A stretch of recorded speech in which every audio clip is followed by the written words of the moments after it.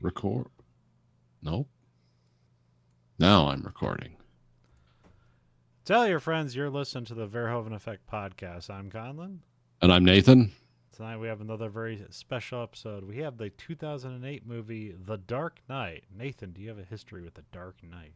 Oh yeah, I thought this was a welcome follow up to the Batman Begins. I saw this in theaters. I think I watched it I watched it like way after the hype. So I think I saw this in like August or maybe September. Like I Okay. waited till long after I went this came out. I went day one, and this is the second to last movie I ever sat in the front row, and then I decided after Avatar never again. So- Mm. Yeah, I think I saw like an IMAX screening of this on a Oh, that Sunday. would have been so you got to see the extra special version when you get to the Mhm. hospital blowing up. Yep. So. Yes, it stood out in my mind. Um, this is what I call valuetainment, because even when I rewatched it before the podcast, I was like, did I just watch 4 movies? Like it's so dense. It's Yeah. ridiculous. It's Yeah, I had some because I really like this movie. This is the first Blu-ray I ever bought. yeah. So I was excited about it, but I had a hard time watching this movie because it feels like it's half hour too long. Like most of it's good, but it's too long. Yet I feel like I just like wait, have I watched did this like pick up a second movie at some point? But then you realize, because a lot of people have described that effect with this movie. It's not just my unique insight. It's Yeah. like it's just there's so much going on. You Yeah, almost feel well, like I missed something. Wait a minute. yeah. I mean, they're telling two origin stories, and then they're picking up with Batman and Yeah. Bruce Wayne, technically, they're on separate tracks. And Rachel, who's a different actor. Or is it supposed to be the same Rachel or just another woman named Rachel? I just assumed it was Rachel as a different actor, because this is the Jake Gyllenhaal Rachel, right? Maggie Gyllenhaal. Or Jake Gyllenhaal. Yeah, that's why he really absorbed himself into the character. um Yeah, it's a different Rachel Dawes for this one. Yeah. okay. Um yeah, what was I gonna say? Yeah, it came out July 18th, 2008, so in the middle of summer, so which this was a huge movie. I actually don't know. This might be the highest grossing movie of that year. I have to check it. But it is highly rated on Internet Movie Database. This is the third movie in the top 250 on Internet Movie Database. Okay. Just That makes both Shawshank Redemption's number one and The Godfather's number two. So It's the highest grossing 2008, highest grossing superhero film, and the fourth highest grossing film at that time. okay. Oh, I mean So of all time. Okay, okay. yeah, well, of that time, Okay. because it was like it was a while back. It made $1 billion. Okay, So okay, that makes sense. Um, yeah, of course it's directed by Christopher Nolan. Yeah, I guess I should say I wasn't the biggest fan of Batman Begins, other than well, it's not Schumacher Batman, so that's good.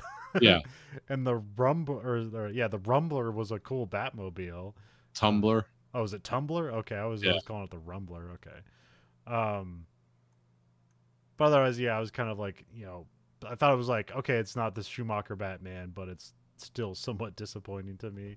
But it's been a while since I watched it, but I always appreciated The Dark Knight, and The Dark Knight Rises is um, just continues the weirdness from this movie, so that's great. yeah. The Dark Knight Rises. I don't know what's my favorite out of the three. Is it Batman Begins or The Dark Knight Rises? I mean, they're all very good. No, it's The Dark Knight. I think. It's okay. I mean, I'm just gonna say that for you, but I think no, The Dark Knight Rises it has great stuff to it, but it's too awkward, especially when you have the what 1 year later thing, and it's wait, what's this movie? And then just wraps up so many different things, and it's wait, this is the end of the series. It's yep. So it felt it felt more like a truncated television season rather than a full movie. So Oh, okay. Yeah, I just remember I always liked the performances in The Dark Knight Rises. yeah, but Tom Hardy stole the fucking movie with Oh that. yeah. But I just think like that movie's more uneven compared to this, which I think Probably, is more yeah. consistent. This one's more, follows through better. Yeah, of course, this is directed by Christopher Nolan, who's of course coming off Batman Begins. Did he do Prestige in between Yeah, this? he did Okay, the Prestige. which that's also a great movie. Now, there's hardly a movie he does that I don't like.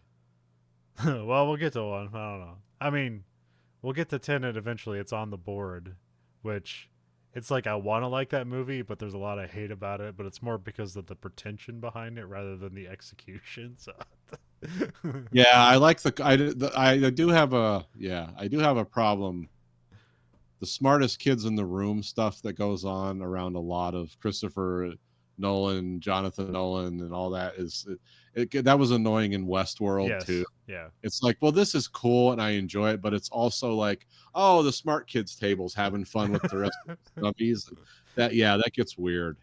And I don't know if they mean to do that in a bad way, but that never does not come across. And Tenet was definitely that too. It's like, oh, I like the cool factor of this, but I don't like the you're not smart enough to watch this movie nonsense. Yeah. It's like, okay, come on. It's like, oh yeah, this is an awesome idea, and then like stupid things start happening, and it's like, am I wrong or are they wrong? If you criticize it, you're wrong. So, okay, that's the answer, but right. This seems stupid. It's actually smart, and you're a dumbass. Yeah. So, okay. Give us your money and shut up.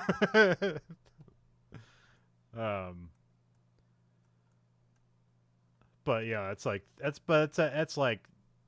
Christopher Nolan going full his thing of let's mess with time, because almost all of his movies have like kind of weird time things to them, because he got noticed for Memento, which is a movie going backwards. I mean, not exactly. It's like we're going to pick up at a segment, move forward, and then go back, rather than a literal movie done backwards, which is pretty much what Tenet's supposed to be. So. Yeah. And then even if you look at Dunkirk, where it's like 3 different timelines that have like kind of different, kind of like one's slower than the other, and like the other ones are faster, but they all converge at the end. Yeah. And then Interstellar, of course, has that with like the time dilation and stuff like that. So it's always a Christopher Nolan thing. And then even if you saw his first movie, what's it called? The Crowd or whatever? No, Following. That's it. Following. Okay. Which he like, that was an independent movie shot in black and white. Like it's okay, but like the interesting thing about it, he also edited it out of sequence, but that was like his, like, I don't know, a genius or accidental thing, but he shot every scene so that every scene could be edited together out of sequence. Oh, okay. That's interesting. So it's like, well, it doesn't really matter how you put this together. It will, when you watch the movie, you'll figure things out from other scenes. Like, oh, that's then, and that's now, and that's when that happened.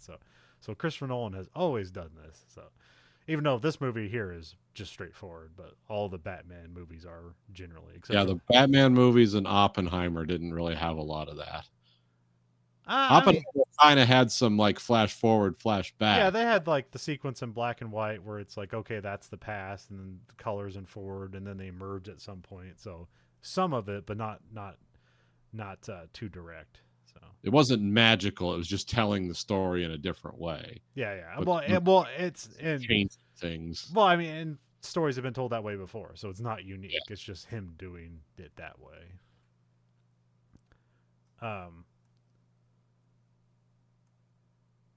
Yeah, whatever. Yeah, but yeah, Memento. But yeah, who else we got? Yeah, the cinematographer is Wally Pfister, who,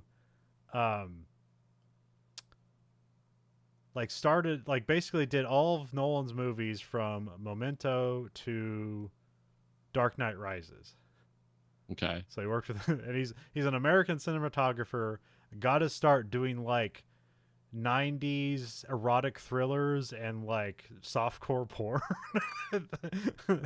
And then did some of his, I think directed one of his own movies, and then at like a taking the movies around the circuit, he crossed paths with Nolan, and then they worked together on Memento. Um, and then now he's kind of trying to go off into directing. He did that one movie Transcendence with Johnny Depp, which I didn't hear good things, and since then he's just kind of done like TV stuff. But he wants to direct, as far as I know. But that's why he doesn't do cinematography for Nolan anymore. Nolan, ever since Interstellar, he's got some like Swedish guy that he works with now. So, Oh, okay. but yeah, I also think like I think Wally Pfister is also like a guy who like champions film, and Nolan does too. So like I think he's just like really not necessarily like the last guy that knows how to shoot film, but one of the guys that's really into it. So, written by, we got a lot of stuff going on here for written by. Yeah, there was a lot. So like so here's how you have to break it down. The first credit listed is Jonathan Nolan and the word Christopher Nolan. They're brothers, but that means they wrote the script separately. And then we have a story by Christopher Nolan and ampersand David S. Goyer. So they wrote that together.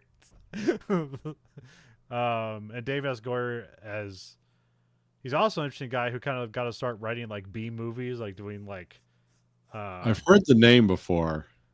yeah, it's I mean his most famous ones are probably for he wrote the Blade trilogy. Okay. So yeah. Yep, that's where I heard it. And then he started like doing like kind of all of the DC stuff. I think he's a series creator on what's the Apple show about the sci-fi one where like the thing falls on the planet, the space elevator falls on the planet.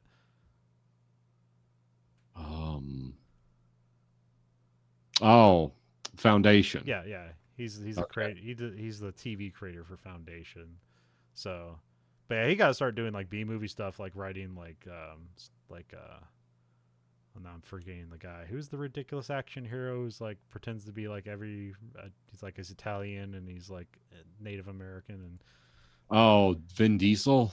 no, but I could see how you can come there. No, not Hard Target. What is it? Not Sudden Impact. No, what is it? Out for Justice? Oh, you mean the guy? Yeah, he's Steven Seagal. Steven Seagal, yeah, he wrote like Steven Seagal movies and stuff like that. David S. Goyer, and then when he wrote Blade, that's when he kind of blew up and started doing more professional work. So I don't know. Like I like the Blade movies. I don't know what to actually give him credit for. Like I think the Red Letter Media guys tore him apart one time, calling him a hack, but that could have been somebody else. I can't remember. But David S. Goyer seems like a guy who worked his way up to a spot, and maybe he can't live up to it, but he does some good stuff. So, but also he's listed as a story by credit here, so he didn't do a screenplay pass, where he did write the screenplay for like Batman Begins. And I'm not sure this is the first time that Jonathan Nolan worked with his brother, like in writing screenplays, or if he's been doing that for a while. Oh, let's see what Jonathan Nolan's been working on. Yeah, I'm sure it'll show up. Let's see here. He's almost exclusively written as right. Okay, so I guess Memento is based on a short story his brother wrote. Okay, that makes sense. He worked with him on The Prestige, Dark Knight Rises, and Interstellar. Oh, okay. And then yeah, Westworld is his last listed thing, which that's like him and his wife worked on that. Apparently has some credits for the television show Persons of Interest. I'm not sure if he's the creator or just he's listed as a creator. Okay. Well, that went like 7 seasons, so he probably got a couple $100 million out of that show. So.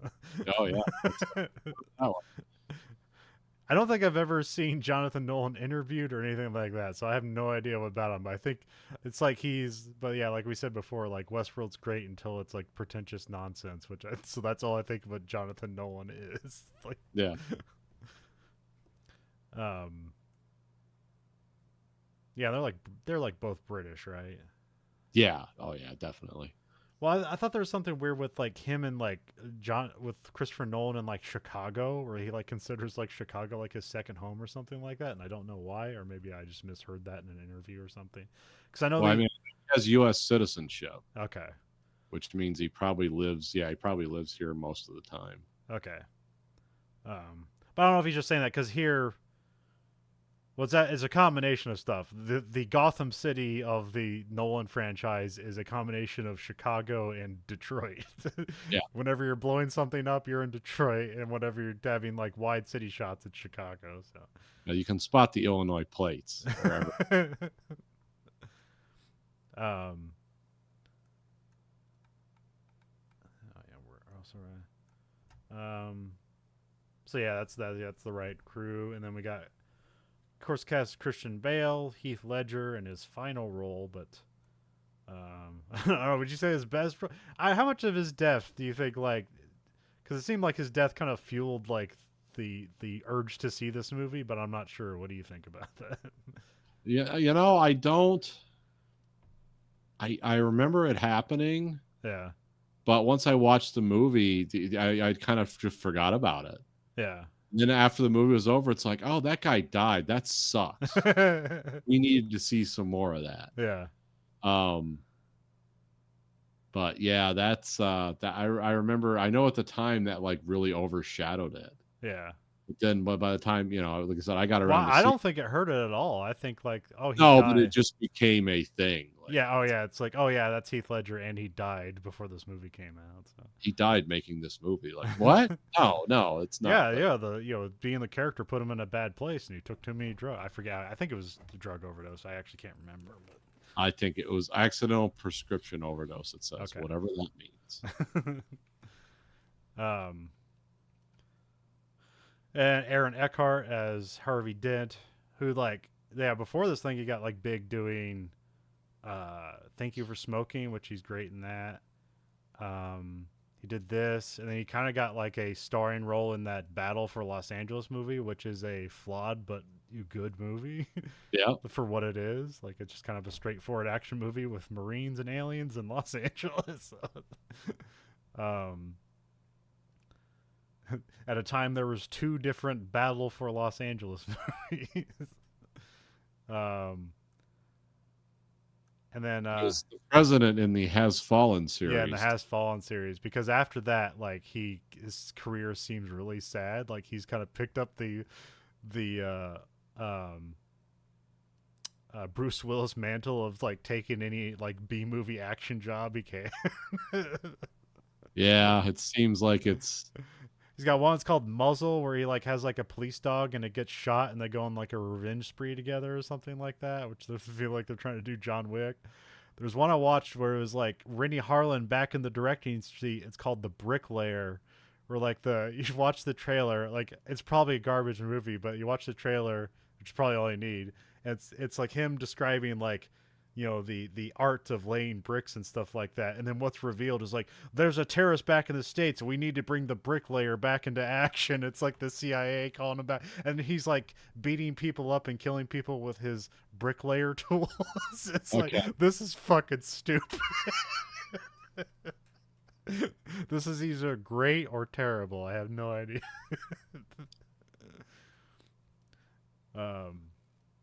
He's also like in his late 50s, so that's kind of like where that guy ends up. I think like even like Liam Neeson has like those straight to DVD like action movies, like these Taken-esque movies that probably just are like 2 weeks of shooting and then you're done. Here's your $1 million. Yeah, here's your money. Thanks. Where it's like, I think like only Nicolas Cage can escape the orbit of like, bad movie production, where it's like, well, it's going to be bad, but at least that's Nicolas Cage in it. So. Yeah, I mean, everyone's excited. Like, guess what he's doing now? Where it's like, when Aaron Eckhart is in a bad movie, it's like, well, he's not pulling that out of the black hole of that garbage. So. Yeah. I always liked Aaron Eckhart, though. He seems like I felt like he should have got like some kind of Madman-esque rip-off series for like Amazon Prime, but I think he's just going to be doing garbage movies. But these garbage movies he's doing, I would love to direct that. Let me take a shot of that, like, because obviously the people making it aren't putting a lot of care into it, and No. and obviously they're shooting fast, so that's where everything gets compromised. But I think I could, however much money I have and how much fast they're shooting it, I think I could add just a little more salt to that recipe to make it bearable. Yeah. But Yeah, none of it's like high concept. I mean, as things slow down, and I have time off, sometimes I'll plumb the depths of like the Amazon Prime like B yeah. movie super section or whatever. And some of these movies are made with all the joy of a porn shoot. Really have it's like, guys, you can at least have fun with this. Yeah. These movies look like the people are being tortured while made. It's Movie like, what? making at gunpoint. Yeah, it's like, why is everybody just, you're not like working hard. I mean, you're not in a steel mill. Oh. But it's weird because it's like these modern day like kind of B movies that seem very bad like still look like, well, sometimes they look terrible and sometimes they look, well, that looks like a real movie, but like it just didn't come together. And sometimes it seems like they went even cheaper on like the, whatever digital camera they got, and it's like, oh, you try to say this like, yeah, we shot it documentary style, when it's like, no, we shot this with like Sony handycams we got at the Best Buy. Yeah. Some of those things they're shooting, it's like, did you shoot this on like a VHS camcorder? Like, or the ones you used to put on your shoulder? Yeah. Some of them specialize in posters. Like, oh, that looks cool. And you see it, and it looks like a made-for-TV movie from the 80s. Yeah. It's like, how did you possibly make it look this bad?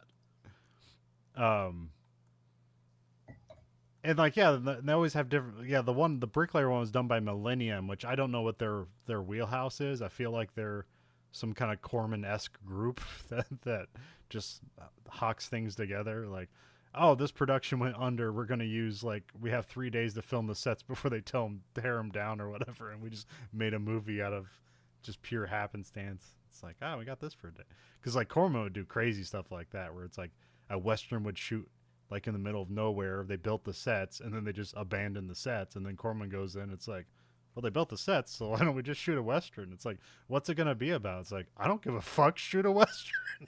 Yeah. you got 17 days. Don't go over budget.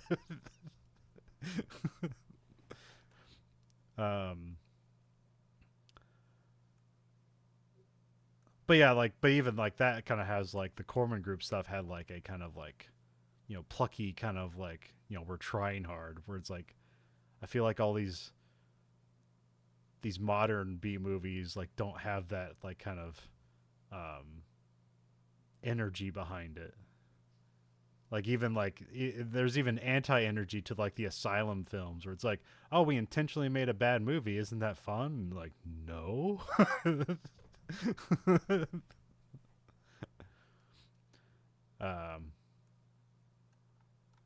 But yeah, this is also like the Dark Knight's also kind of like the unfortunate blueprint for the rest of the DC series, and they just got it all wrong. Yeah.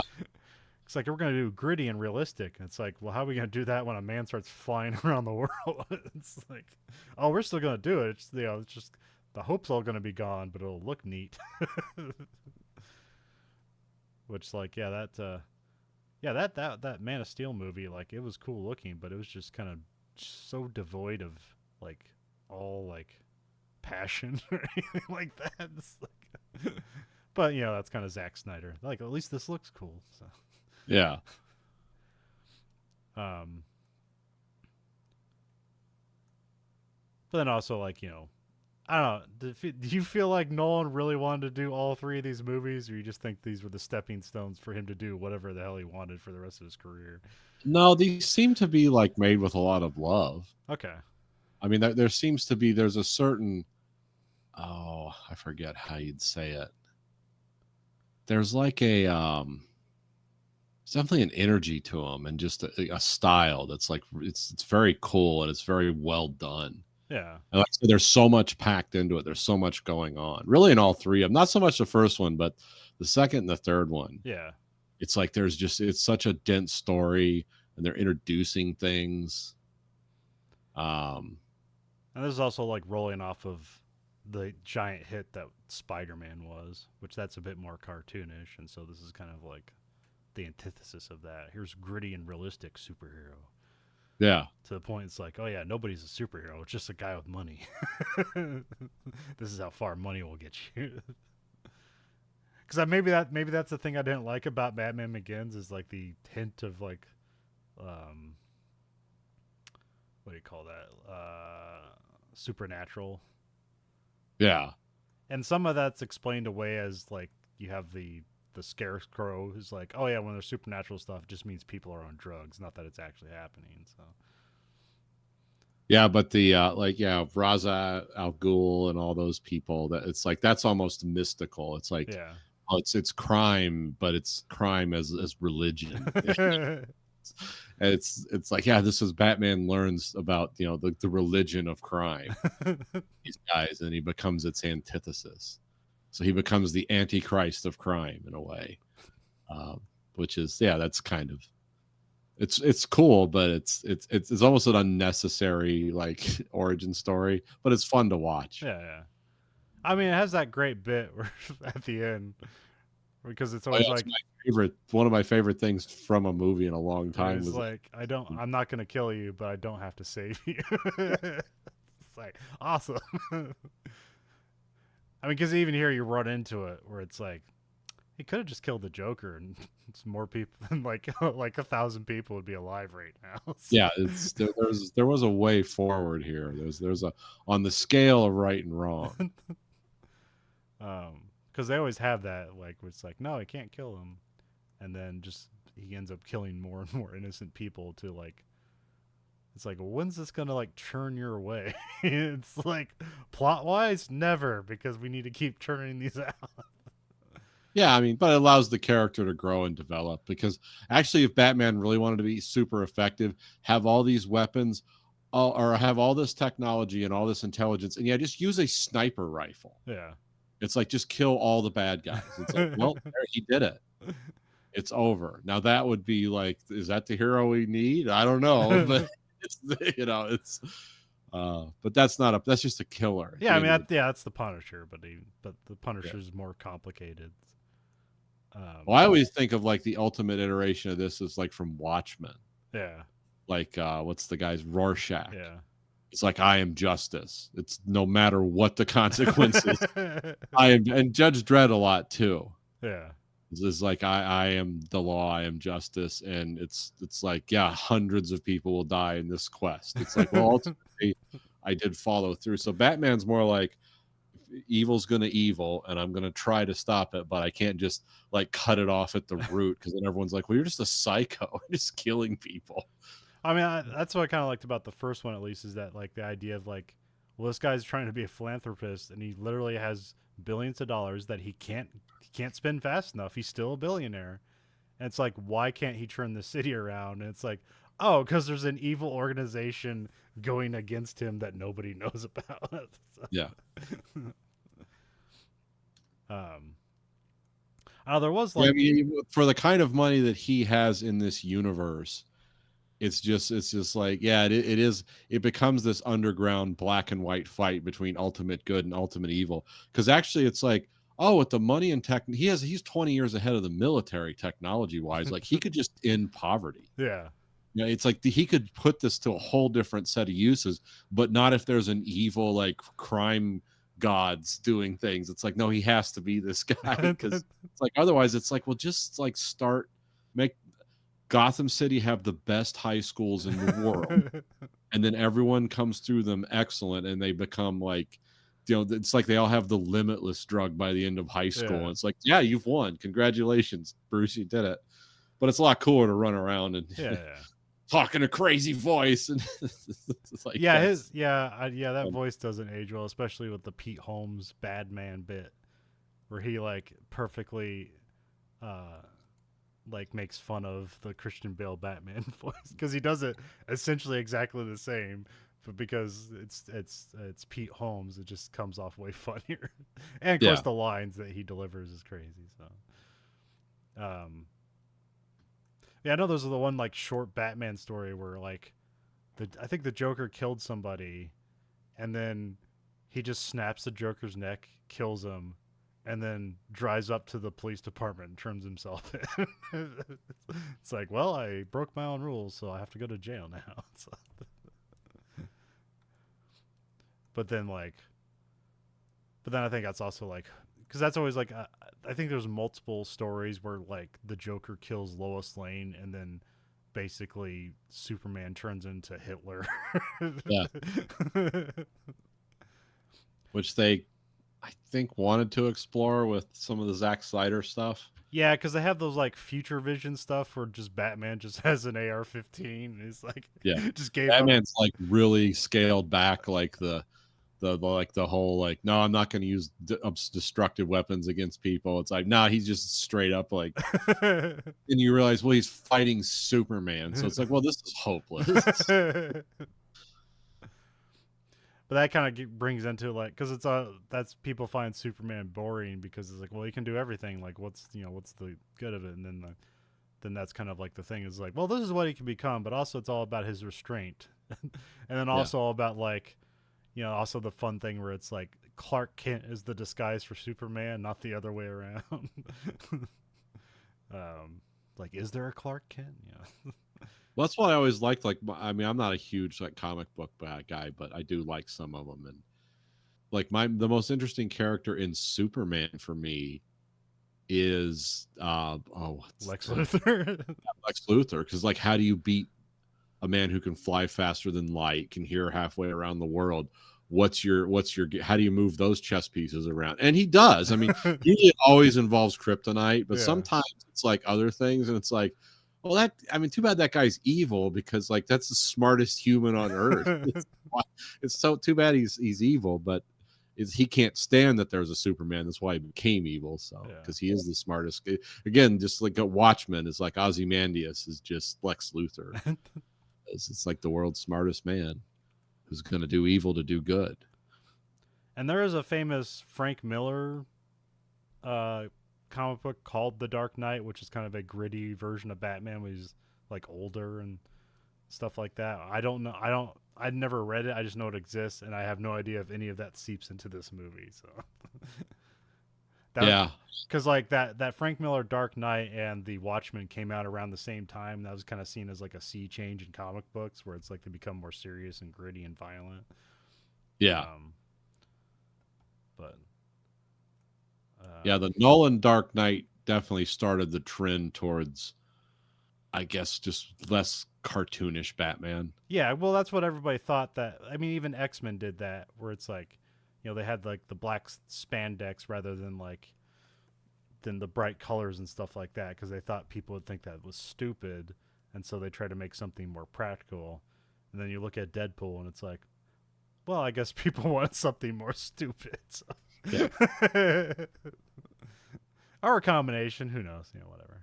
Well, the Batman iterations that have come since then, have still managed to look like this. Yeah, they've never gone back to a more cartoonish Batman. It's always been, I mean, some of the Zack Snyder stuff got a little like, oh, Batman's like crazy technology, like he's stealing the stuff from UFOs, and then the one they did with the guy from the Lighthouse. Aquaman. No. The newest Batman. Oh, okay, yeah. I was thinking that guy is the guy from the Lighthouse. Everyone else thinks of him as the guy from the vampire movies. I'll get it eventually. Robert Pattinson. Yeah, the Robert Pattinson Batman is even more stripped down. It's like less high tech almost. Yeah, it's funny because he can play it off as like he's supposed to be like a 20-year-old Batman, but I think he's like older than Christian Bale when he took up Batman. Yeah. So. Because Christian Bale's like my exact age. So. Which he's a great actor. I'm not sure if he was wasted in this series, but he's still a good actor. Because it feels like that part of this movie gets shorted is the whole Bruce Well, yeah, Wayne the Batman least stuff. interesting character in the Dark Knight is Bruce Wayne Yeah. Batman. Everyone else is like cool. Even Commissioner Gordon's like, I like his arc, you Yeah. know. Um, But really, the first Batman was all Bruce Wayne, so it's like, yeah, he kind of fades into the background in this one. but even with like the Tim Burton Batman stuff, like that was kind of gritty, but it was like cartoonish or at least Art Deco, and Yeah. and Well, then Tim Burton Batman, the first one was really cool. yeah, I still like. I would rank that up there. well, even The ones Batman after, Returns is cool. yeah, I mean, they're all cool. It's But the Schumacher ones that are like okay, this is just pure camp. So yeah, when it's like George Clooney and Arnold Schwarzenegger and Uma uh, Thurman. yeah, but who else? Who did the one? Wasn't Val Kilmer? Val Kilmer was in Batman Forever, and you had Tommy Lee Jones as Two-Face, and you had The Riddler, Jim Carrey. yeah, Jim Carrey as the Riddler. Which I remember liking that at the time it came out, and then every time I've watched it since is like, oh, this is a terrible movie. I don't know why I like this, but then also concurrently with all that stuff, you had like the Batman the animated series, which was amazing. Yeah, those were pretty good. Which pretty much all the animated Batman stuff that they've reiterated on since, they're all pretty good. Yeah. That one still just, I feel like it hits the hardest just because they went with that Art Deco style. I remember the big thing on that. They talk about how like usually when you animate an animated series, like all the cells you draw in are like have white backgrounds, but for Batman they did black backgrounds. So it's like okay, that's what you start with. Everything's black and then you add the color. So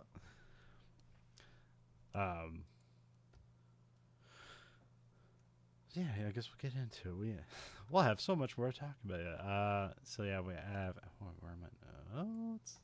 We have Act 1. We get an aerial shot of Gotham, Chicago. Bank robbers in clown masks break a window open and shoot a grappling hook across the street, which, very Batman, even though these aren't Batman guys. The grappling hook is... although all the grappling hooks in... Because I know it was that great, the hand one in the Tim Burton ones, which kind of were pervasive throughout Batman stuff since then. But here it's all kind of like shoulder-fired things. Yeah, because they actually have to like embed themselves into concrete or building structures, because otherwise if you jump on it you're just going to fall. The Joker gets picked up with a clown mask. Here you just see a guy, he's holding a bag and he's holding the clown mask in the other hand. You're just seeing the back of him, but this is the Joker because I've seen the movie before, so I know this. But yeah, but people keep talking about the Joker, so he's kind of a mysterious person. And then we, of course, this is the brilliant thing I love is just, hey, what if Batman just ripped off Heat? It's like, that sounds awesome. So, and it worked. That's what they do here. Even the soundtrack is kind of Heat, like that thing where it's like sounds like somebody's just banging on a PVC tube. There's something similar here. It's not quite exactly that, but it's very similar. And then of course that video game Payday, I think, came out a few layers after this, and the clown masks they have here are similar to the masks they have in that game. So, and that game is basically just a pure Heat ripoff. So they're just ripping off everything to make that happen. But everybody loves that stuff. So, three guys go in the front door of the bank, and they fire shots in the air, and they start to rob the place. One of the tellers sets off the silent alarm, and then we cut to like a guy on the roof. Two guys on the roof that went on the zip line. He talks about like an alarm. The silent alarm went off, but it didn't go to the 911. It went to a private number. And then the guy behind him is like, "Is that going to be a problem?" He's like, "No," and they just kills that guy. So it's like, okay, this is weird. We have William Fichtner as the bank manager. That's all he's known as. William Fichtner is like the ultimate character actor. Yeah, he's here to basically serve the same role that he did in Elysium. It's just somebody who dies while being robbed. The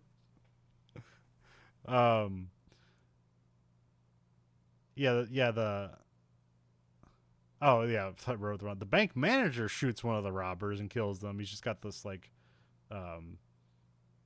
short barrel shotgun with like the bird's head grip or whatever. Which he's firing from the hip, which Nathan knows that's like way more difficult than it seems. It's harder than it looks. Only works in movies. Well, or if you're trained to do it, Yeah, which yeah. I'm so. Um, It's wildly embarrassing to shoot at something with a shotgun 3 feet in front of you and you get one pellet. It's like, is this thing broken? Like I barrel and pulled the trigger. yeah, Like, but again, how often do you shoot like that? So. not enough, apparently. Yeah, maybe you're just missing the body, but they're all headshots, and we just never knew. So. Yeah. Because we're shooting at like half-size targets, and we're shooting at 2 small targets, and then like completely destroyed the stands. But they're 75-cent sticks, so that's fine.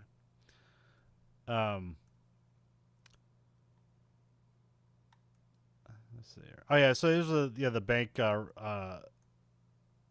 manager is like hinting that like the bank's owned by a mob. He's like, "Do you know who owns this place? Like, you're all dead." Then another robber gets shot. Then William Fisher gets shot, which I don't. No, he's not dead. Yeah, but this is the Joker shooting because he's got like the auto Glock or whatever. Yeah. Which he has like constantly throughout the movie. It's like his go-to, but he has like different kinds. Or does he have one, or does he have like different kinds of auto Glocks? It's those Glocks with the silver slide. Yeah.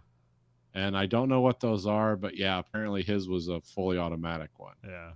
But I didn't see the infamous switch on the back of it that everyone talks about. No, now, so it would have been the be designed that way. Yeah, it actually wouldn't malfunction and kill a bunch of people. Yeah, because the actual auto Glock just has like this little switch to turn it, rather than the switch on the back of it. It's like on the side. Yeah, it's just, I think it's like off or it's safe, 1 dot, and then a pyramid of dots means I don't know. I've never actually fired one. Nah. Those are hard to get. They don't hand those out. Yeah, you gotta be like Secret Service or something. We need full auto in the smallest package you can give us. Yeah. Oh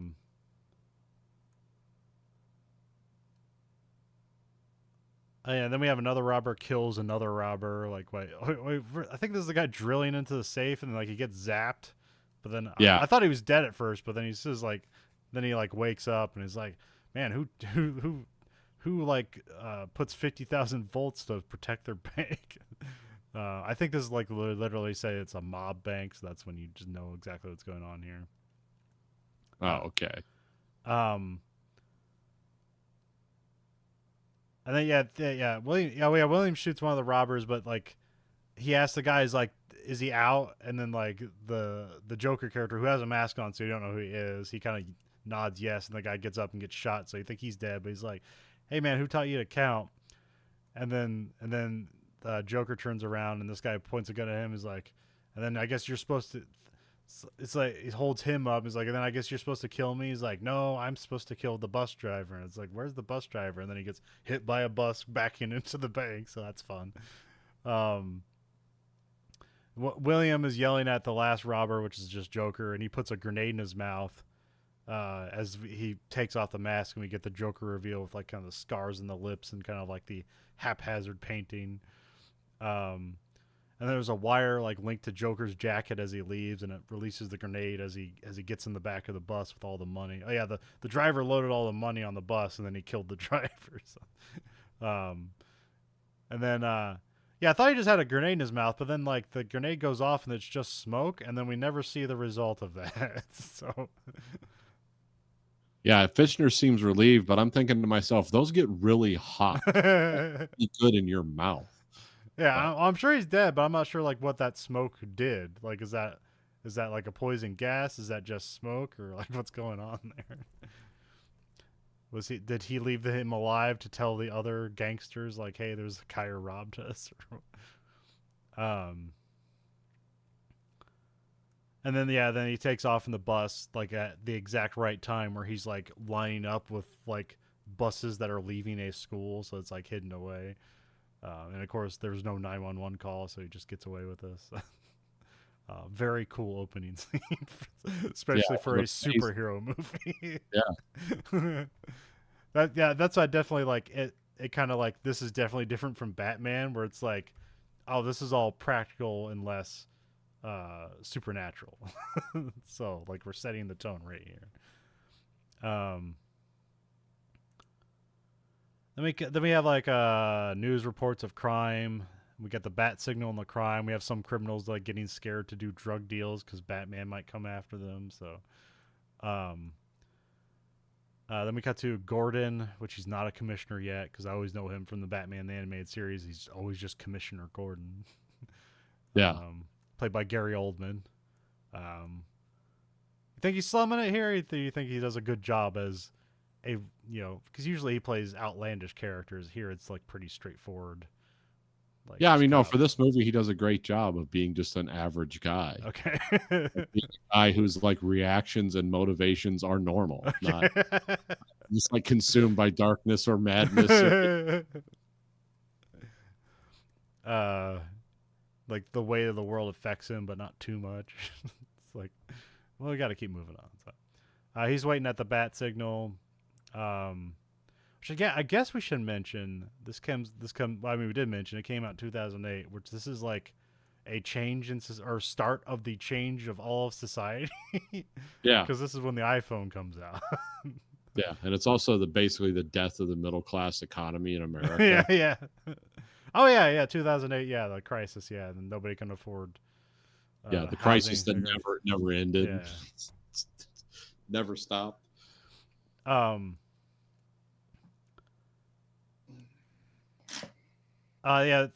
then like a detective comes out and talks with Gordon, saying like, "Well, hopefully Batman's busy." So they make it seem like Batman hasn't been doing anything for a while, but so they just like flash the symbol to scare criminals. Then we cut to it's like night. There's like a bunch of thugs. Oh yeah, this is also an interesting thing because there's a lot of different day night stuff where it's like Batman fights crime at night. So then it ends up being like a lot of these mob guys are doing day crime stuff to avoid Batman, which is an interesting twist, I guess. Yeah, they reference it later. Yeah. I mean, it's not like they don't follow through all the way, but just the idea of it is interesting. So, a bunch of thugs pull up in SUVs in a parking garage. Here we have Scarecrow. There's just a guy with a bag on his head that sells drugs, played by Cillian Murphy, who is constantly used by Christopher Nolan. So. Yeah, he's finally got a starring role in Oppenheimer. Yeah. So yeah, they're having a bad drug deal because like I don't know what drugs they were trying to get from him. Like, are they trying to sell recreational drugs and he gave them like a bio weapon or something like that? It's more of his satanic, hallucinogenic, mind melting drugs. Yeah. And then they're just like, no, we want people to get high, not lose their identity in madness. Which he's also, I can't remember, like he's also kind of a side character in Batman Begins, right? Or did he have a more like full role, or was he just kind of like? He was basically considered a cameo in both movies. Okay, that's not fair. And it's a pretty extensive cameo because he appears in multiple scenes in the first movie. The second movie, it's one time. Yeah. But yeah, he shows up so quick here. Like I didn't like. Was that Cillian Murphy? Like I don't know. Was he playing Scarecrow? Like I don't know. I mean, it's obvious because the bag over the head, which I don't know if that's how he's usually drawn. Like that's sort of indicative of how he was drawn in Batman the Animated Series. Oh, okay. Where he looks almost like what's the Sleepy Hollow guy almost. Like that's yeah, like the guy who's the headless horseman. Yeah. And then Batmen show up with guns. They're a bunch of vigilantes who want to be your Batman. So like I guess Batman, like I don't know, we left to assume that Batman's just kind of been not doing a lot lately, and so these guys are filling the void, or do you think they've been operating? There's been a lot of bandwagoning going on. Yeah, okay. While Batman's working on like the wheels within wheels crime. Then I wrote the Rumbler Batmobile shows up, but what is this again? The Tumbler. Okay. Which do you know? Probably the coolest Batmobile. I got the Lego set of the Pattinson Batman. I really like that because it's basically like, hey, what's the most badass like oh, what do you call those? A muscle car you can build. And I appreciate that one. But yeah, this one I think is like, because this one is like wholly unique. Like Yeah. they didn't just like throw something on top of a chassis. They had to build a whole new vehicle. Or is this based on anything, or did they just design this purely for this movie? As far as I know, it was purely for the movie because I know that Jay Leno had it. Okay. I was driving it, and because what it is, it's just has a V8 like small block engine in it, Yeah. but it has a psychotically low gear ratio, so it can turn the tires. Okay. So it sounds like at 45, it sounds like it's going 100 miles an hour, but it is a functional thing. It's like an actual working vehicle. Okay. I mean, it's of course it's over articulated and its abilities are completely exaggerated for the movie. Yeah. But it's like you can actually drive this thing around, like it, because it has the high. Because when you steer in it, it's got hydraulic rams that just move the front wheels. But of course, that's not like a steering pinion; those are just like hydraulics. So it's like turn to the left, it's like that. But it looks cool at high speed. Yeah. Because it has all the tires, and when you drive around a parking lot, the tires do go because it's forced around corners. Nothing's happening. They're not directional tires; they're just off-road tires. And so, yeah, that's. But I mean, there's a lot of the Batmobiles are cool, and this is probably the most different one. So, Well, this was basically in the canon of this universe. This was some kind of military craft that like failed. Yeah. So that's why it has all these wild ass capabilities. But it never did what it was supposed to, which I think it was supposed to like establish bridges or jump over rivers or something. Yeah, because the tires are so big, it probably would float, or presumably maybe it could float. I'm not sure. Yeah, that's why it has bullet resistance, and of course the scary thing where you just like move backwards in the driver's seat and move down inside it. It's like that's not something you want to do at high speed. But I assume it's like auto driving or something.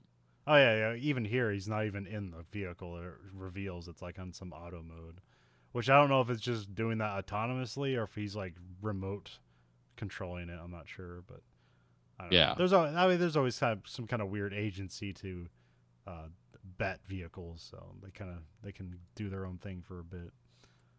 But also, like, it's very robust here, where it busts through walls, which it looks very cool when it busts through walls because there's like no cover on the front wheels, so it just throws shit around.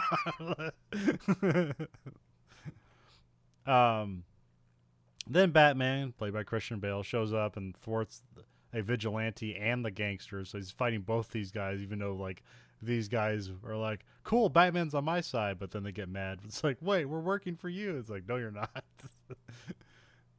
Because I think even at the end, the guy's like, "What's the difference between you and me?" And he's like, "I'm not wearing hockey pads," which is like one of the few jokes in this movie. So. One of the few jokes, and it almost seems like out of place because it's like almost like a weird one-liner,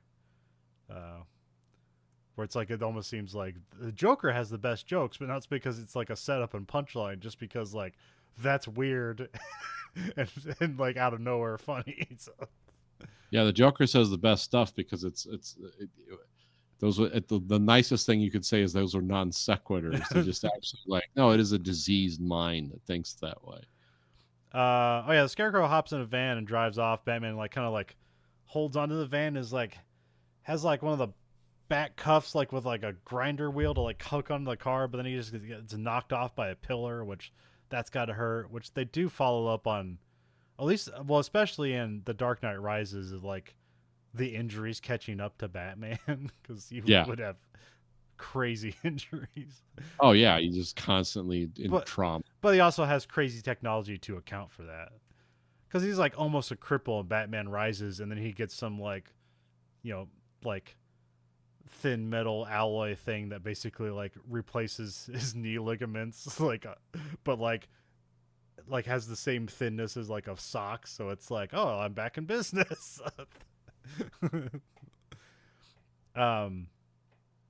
So yeah, the Scarecrow like runs off, and so he just like he has to keep going down this garage ramp, and so he just waits for him and then just jumps down the middle of the garage ramp and then slams on top of the car, which again, like, that'd break your legs. But Batman has all the special stuff to account for that. So Yeah, I mean, if you're wearing an articulated suit that can, because sometimes when he's fighting, like you hear like gear motion almost. That was in there. Like it's like, oh, is he using a Hulk suit? Is he using some kind of adaptive strength suit, or is that just? yeah, I mean, yeah, the Batman in this universe almost has like an Iron Man suit, where it's just Yeah, it's just like it's not the whole suit. It's just the bits, like it's his ligaments, it's his feet, the stuff that's gonna get injured. So, and his arm stuff too. So yeah, I imagine like his shoulder is completely garbage at this point, both of them. So, but you can still beat well, him. it's like when Russell Crowe. I don't know if he did. It was just he was on Joe Rogan, and he kind of was talking about it kind of an elliptical way. Is like, yeah, a lot of people wondering why am I so fat now. Let me tell you about doing movie stunts for 25 years. He's naming off his injuries and is like, oh, I'm surprised this guy can walk. Oh yeah, like especially the stuff he did for the Boxer and for Cinderella Man, and there was some other movies. But Gladiator, he just got fucked up on that set, and so yeah, when you see that, and then you see like a fictional character trying to deal with like not but similar kinds of injuries, and it's like, yeah, these guys, they start to fall apart at 40 because you're not meant to bash on your joints like that. Or unless you're Tom Cruise. Well, yeah, but he's got like an outlier. So he's, what did they call it in Talladega Nights? His Scientology witchcraft will keep him young forever. Well, no, I think it's him because it's actually because he's small and light that he just takes less impact and he's in good shape. Yeah. Whereas like if you're Russell Crowe, it's like even in Gladiator, like he's in good shape, but he's still like a big guy, and anything you do is going to hurt after a while. And then if you're a big guy, then you're a tough guy. And of course, if something hurts, you just man up. Yeah, because he's like Australian or New Zealand. It was born in New Zealand, but he's Australian. Oh, okay. But yeah, it's like, you don't. There's no pain for Australian guys. It's like you just become an alcoholic. That's your pain. You just drink the pain away, and it works for a while until your body shuts down. Yeah, like Brendan Fraser has like a similar story where you think like he wasn't doing. I mean, like the Mummy movies were action heavy, but he did a lot of comedies. But like then he was doing. But he didn't realize, like, when he did, like, Dudley Do Right, he basically, like, had, like, his hips fractured and stuff like that. And it's like, oh, God. And basically, it was in pain for about 10 years and didn't work in movies. Like, what happened to you? It's like, I tried to man up and be my own stuntman when I should have let somebody else do that garbage. You know who else screwed themselves up really bad? And that he's a terrible person to work with, I hear. But Chevy Chase really did some damage to himself doing all those weird falls on Saturday Night Live. And then he just tried to carry that on. And they're like, oh, yeah, he's in a lot of pain and he hurts. And then you hear like conversations people have had with him. He's like, no, he doesn't sound like he's a really nice guy either. So not only is he in pain all the time, but he's not fun to be with. Yeah. So. Yeah, you can tell that when they had the roast of Chevy Chase and nobody wanted to be there and Chevy Chase wasn't enjoying it. And it's like, oh, why did we do this? Well, he also came from like massive money too. Like he didn't need to, who's he related to? I don't know. I forget. But yeah, it's like a big money. Chase Bank? No, it's not that. It's something else. One of the old money stuff. Just oil money somewhere. Yeah. Some pact with Satan, generations ago. Some like cousins of the what were the big oil barons that built like Philadelphia? Oh, the Rockefellers. Yeah, Rockefeller. 5 generations later, it's just like the hardest, meanest. Like There Will Be Blood was based on guys like that, like the original robber baron, oil barons. 5 generations later, nothing but heroin addicts. It's like, wow, we did it. We're free. What victory? My grandpa killed 3 men with a rock to have all this, and now you're just a heroin addict. So yeah, Batman stops Scarecrow and he has them all tied up and the vigilantes, and then he leaves them for the cops and he admonishes one of the guys.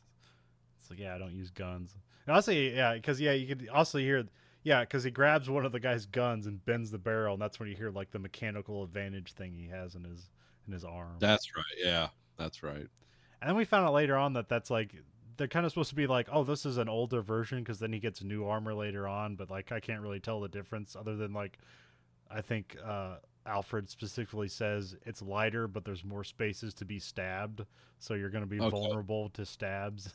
He's like, well, what about dogs? And he's like, yeah, not that either. And so yeah, the final fight is him fighting someone with knives and dogs. So, the perfect counter, but but it's not like the Joker intended that. It was just that's the Joker. It's knives, or at least that's this Joker. So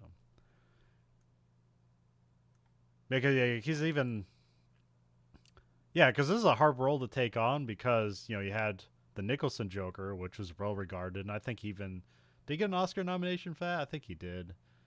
And then you have, So yeah. And then you have Mark Hamill's Joker, which might be the most famous from the animated series, which he even plays that like so crazy. So crazy that you don't even know it's Mark Hamill. Yeah, he's going to have to tell you. That's Mark Hamill. It's like, Jesus Christ. Is he okay? Have you ever heard when he reads the Trump tweets in Joker voice? No. Oh, yeah. He'll read Donald Trump's tweets as the Joker from the animated series. Oh, okay. The laughter and the yeah, and that laugh. That's the thing he does the both with. So yeah, that's a hard role to take on. So basically, like every version of the Joker has been iconic, and then even Heath Ledger has his own take on it and wins an Oscar for it, and then what's his name tried to do it, and everybody hated it. So. Jared Leto. Yeah. I actually didn't mind it because it's like, okay, that's a different weird Joker, but because that guy is so hateable, it's like, let's just not even consider him. So.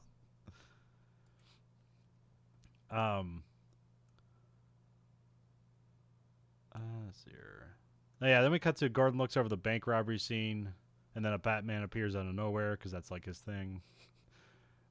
There's a picture of the Joker that they show off, and they say like him again. So this is something that's apparently been going on, which I guess they know that they're robbing mob banks. So it's like, should they care? But I guess they do. You can't. There's dead people, so you have to care. So. Never actually heard of a mob bank, but I'm sure it's probably a thing. Yeah. Is your mob bank does that have FDIC? Yeah. Wonder about is this a private bank? Yeah. Well, yeah, kind of real private. Can you have those things? Like probably, I guess. I don't know. Not maybe, I don't know, maybe in the US, I don't know. We have some of the harshest banking laws in the world, I've heard. Yeah. Which makes sense, but still it's like, well, if our stuff is harsh and there's still regular crime going on here, what's it like in other countries? Just a free for all? I mean, do whatever you want. Yeah, I don't know. Because there are some places like it seems like in other country you'll hear those stories of like some guy did a keystroke wrong and then suddenly like the entire stock market for that country crashed and then it took him like 5 years to recover. Where it's like that can happen in America, but it seems like the recovery time is a bit quicker. Yeah, we just print more money to cover it up. Yeah, well, we can do that. Other countries cannot do that. That's when you get hyperinflation, and then the money's worthless. But well, you've heard like the worst thing. That's why everyone's waiting to see what happens with the BRICS countries. Yeah, because the people that want to get off the dollar as the international trade currency. That's like a red line for America. Like, because other countries have tried to like, oh, we're not going to trade in the dollars, and then they get Gaddafi'd. It's like they just, and it's like, oh boy, they've all these countries are like, oh, we're too big. America can't get us, and it's like I think they're working feverishly to try to do that. So, because like the weakest link in that is South Africa. Yeah, like that's because those are the people that try to do all the weird human rights stuff to like serve Russia or whatever. And then you have China and then Russia. And it's like, yeah, if I was South Africa, I think that you're the low hanging fruit in that equation, opposing the psychotic money empire. So it's like, good luck. Anyway, back to Batman. Let's see here. Yeah, there's talk of the new DA Harvey Dent, played by Aaron Eckhart. Then we cut to Alfred, played by Michael Caine. Has breakfast. He is bringing breakfast to an empty bed where Bruce Wayne's supposed to be, but he's not there. He's out being Batman, so he doesn't get his sleep. So, yeah, this is like the most dejected Alfred thing, where he's just constantly disappointed. Where it's like Alfred in other depictions is just he's just a pushover. It's like he's just there to offer things when they're needed to be, and then to not be there when he does not need it. For here, he's more of a character and pushes back against Bruce Wayne, and then feels more like a father figure. Because basically that's how that works out. But I feel like in other depictions of Alfred, he's just a butler. But now that he's kind of like, they hint at it here, and they even had like a Alfred television show where he's basically like, it's like, oh, he's special forces, right? Like in World War II. Here he's, which here they said, is that implied that he's a World War II vet here because he talks about doing stuff in Burma, or was that like post-war? I think, yeah, he would have been like post World War II.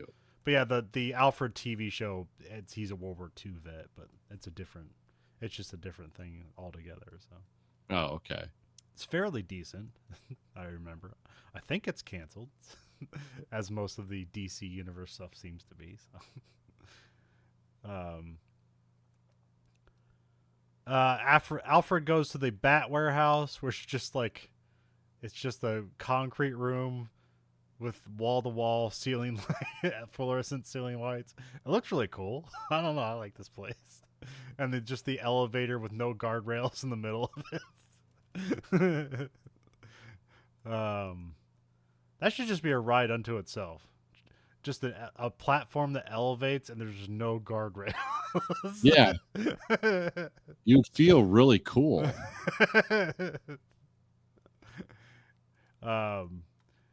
Get that feeling of like the people who are afraid of heights because they're afraid they're just gonna jump and kill themselves. You ever heard of that phenomenon? No. Yeah, it's like people are. It's not necessarily that people are afraid of heights because they fear they're going to fall to their deaths. It's like they're afraid of heights because they think they're gonna get like some kind of random thought in their heads, like I should kill myself and then jump from the heights. That's weird. Counterintuitive, but I don't believe. I can't put myself in danger because I'm going to self-destruct at any moment. So,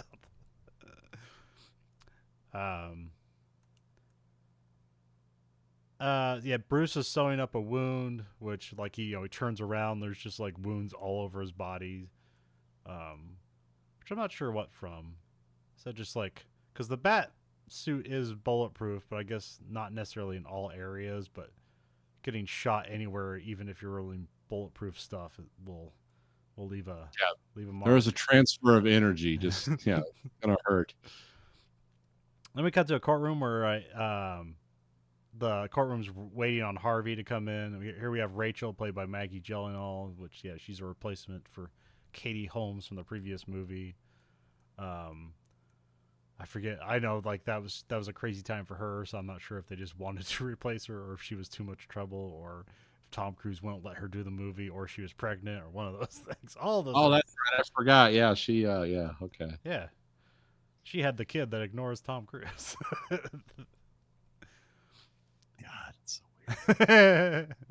And Nicole Kidman couldn't give her a kid, so I don't know. There's probably some darkness there too with all that garbage. So. Oh yeah. I don't get into that, so I probably shouldn't even mention it. I just enjoy the movies. I'm not asking questions. Keep doing your thing. Well, I enjoy the movies and the movie making process and the people making the movies, but whatever they do in their private lives, I shouldn't care about. But there's a lot of people that make a big deal out of it. So. Yeah. We're introduced to Harvey flipping the coin, like as to like make a decision. Although here it's like he says he makes his own luck, but like we find out later on that it's a two-headed coin. So he says heads or tails, but then it gets one side gets charred, and now there is two sides of the coin. um, we have Maroney played by Eric Roberts. He's a mob boss, which is a pretty good guy for a mob boss because like Eric Roberts. I don't know if he's a good guy or a bad guy, but seems like a very hateable person in almost every movie he plays. Yeah, it seems to do this well. He's questioning some guy on the stand who's like just some like stereotypical like Italian mobster guy. I'm not sure if he's putting on a Chicago accent or a New York accent. It's something like that. So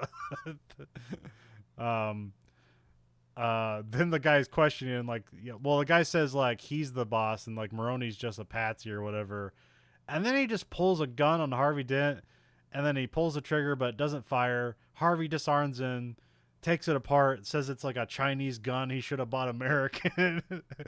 And then he tells like the bailiffs who are like tackling like keep him on the stand, I want to keep questioning him, which this is like, this seems all, I forgot how this all turned out, but for a moment there I thought this was like going to be revealed to be like some sort of setup for him like to like advance it, like this was going to advance his career and it was all set up, but no, this all just genuinely happened how it's presented. So it's like, it's really unbelievable, but I don't know, it's a fun introduction to the Harvey Dent character. Because I can't remember other depiction of him, but like here it's he's always a DA who gets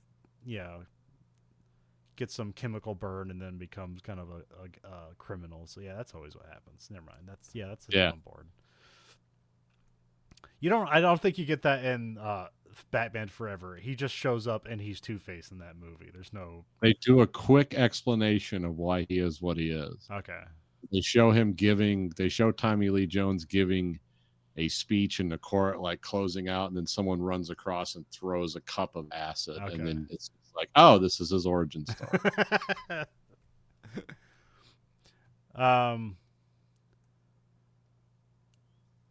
This also where it's revealed that Rachel and Harvey are dating, so it's like Rachel's not dating Bruce Wayne anymore. Gordon, which that's the end of the movie. It's like she figures out he's Batman, right? So yeah, she knows that. It's okay. Yeah, because then she has like a special bond with Alfred because it's like, we're the only two people that know. So, Gordon meets with Harvey. Harvey wants to meet Batman. Are they on the roof? Yeah, it might be. Yeah, this one's on the roof because like, I can't remember. Yeah. No, this is because there's later on where like Harvey turns on the signal and Gordon busts in with his gun up. That is, yeah. I mean, yeah. I was confused myself. I was like, wait a minute, did that happen?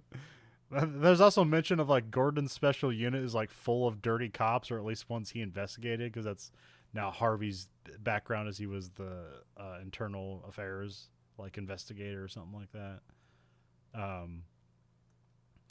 Yeah, they also mentioned that somehow, even though Batman and even Joker are robbing or stopping the mob from getting money, they're somehow getting the money out. So it's like, man, how much money is the mob making?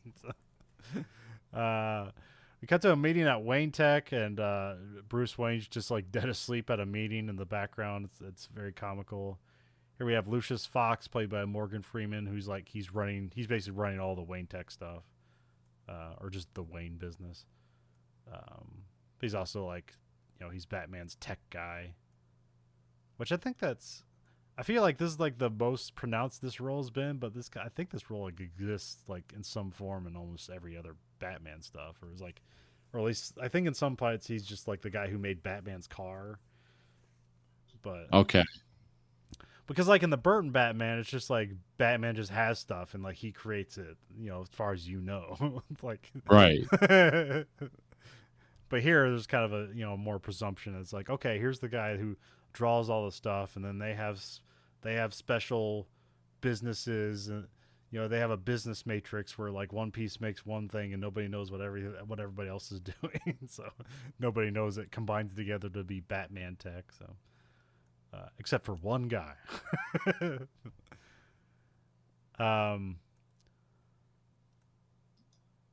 But yeah, this turns out, this is a business deal with like Lao, who's like a Chinese businessman who is also a gangster, and then this is like a ploy to get like info on a dirty company, which I guess is interesting. Yeah. I've never seen that presented as, oh, Wayne Tech helping Batman investigate something. Because it's always like Batman holds a fundraiser and then Batman does Batman stuff. It's like, well, what did that fundraiser do? It's like, I don't know. It didn't make the world better. That's a good question. Then we cut to Bruce has dinner, or like Harvey and Rachel are having a dinner, and then he just pops in. He's like, "I own the place. Let's put these two tables together." He's also with like a ballerina who's like who's a pre-med ballerina, which like she's like his cover or something. Yeah. I don't know. Something like that. But you're pretty sure like she doesn't know he's Batman, but like what does she know about him? Like have they agreed on something beforehand? Is she just an escort or what's going on here? Because it shows up like they know her in the paper, like she's a known entity. But then like later on when he actually shows up at the fundraiser, he's got like 6 women, like like basically carrying him off the helicopter. Is like, is he presumed to be having sex with all these women, or does he just want to be surrounded by pretty women? Because that's what. He's a playboy, so that's what they do. Yeah. I mean, that is the cover, so. Yeah, that's what he's supposed to be. This is Batman's beard. Is Batman gay, or is he just doing crazy fighting at night? It's like, no, it's crazy fighting at night. But, and then, I also, with it. So, here they're like discussing, the morals of Batman and like the law and stuff like that, because he's going, he's doing his own justice and he's a vigilante. And then this is where we get the line like, you either die a hero or you live long enough to see yourself become a villain, which I thought was something like from Sun Tzu or something like that. But as far as I know, I looked up the internet, this is the origin of that line. Yeah. So I thought that was something else too, and it's like, nope, it's right here. So I feel there's a lot of great one-liners in this movie, but that's kind of a more poetic one, I guess. But I mean, it's since been ripped off since. I just figured this was a rip-off of a rip-off, but no, this is the origin. So, and I don't know who wrote it. Cool. Yeah, it's probably a Jonathan Nolan thing. Yeah, these guys are smart, and they want you to know it. Then at the end of the dinner, even though like Bruce and Harvey seem to be like butting heads, he's like, it's like, no, I like you. I'm gonna give you a fundraiser, which Harvey doesn't want to do because he doesn't want to like schmooze with like the elite. Yeah, but he doesn't mind getting a gun pointed at him in the courthouse. It's like that's everyday stuff. I don't want to deal with these. Yeah, that doesn't even bother me. Then we cut to there's a mob meeting of like all the mobs in Gotham, like all joined together. There are clearly distinct races of mobs of mob guys here, but they've joined together. They put aside their racism to be Italian mobsters and black mobsters and Russian mobsters. And this is what America should be about. And then the Chinese putting aside their differences to be criminals. And the Chinese mobster is on a TV screen at one of the tables because what we find out is he's like gathered all their money together without telling them, which is like, so you mean he robbed them? Yeah. Why call him then? It's like, well, I have your money. And then like took it to China to like hide it away, which they're kind of pissed about. But then it's like, well, this might work as long as you never come back to America, I guess. I don't know. This is weird. But they talk about being robbed by the Joker. It's like, we got to stop this guy. Here, Lau proposes the gangsters leave the money with him, and then they find out he just took the money. And we have intercuts of the cops like raiding all these empty vaults. So it's like, see, he tricked the cops, so he was right to do this. And then the Joker shows up at the mob meeting, and he does his magic trick with a pencil. It's like my favorite part of the movie. He's like, I'm gonna do it. Like they're like, who the hell are you? And it's like I'm gonna do a magic trick, and then he sets the pencil, he stabs the pencil into the table, and then they get mad at him, and he just grabs like a random like gangster guy, slams his head on the table, and like killing him with the pencil, and he goes, ta-da!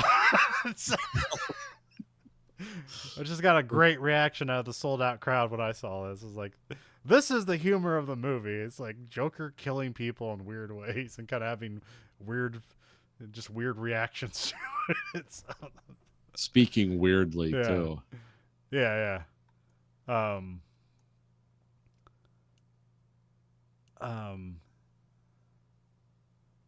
So here, yeah, Joker's proposing that to for half of their money, he's gonna take out Harvey Dent and Batman. Um, which he says, yeah, if you're good at something, never do it for free. So, Yep. uh, Makes sense. then we have Gamble here, played by Michael J. White.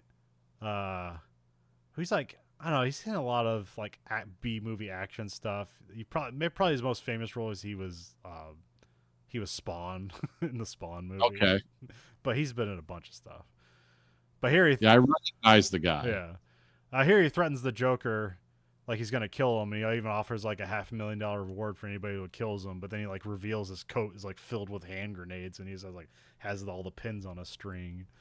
Uh, it's like, and then of course he does, the thing is like, I'm gonna leave my card, and it's just a Joker card from a pack of deck, and like there's no like number or name on it. It's just like, it's like, oh, this is great. Yeah. Yeah, and it just gives, that's why the Joker's the better like built up character in this movie, because it's still like half of everything's left to mystery.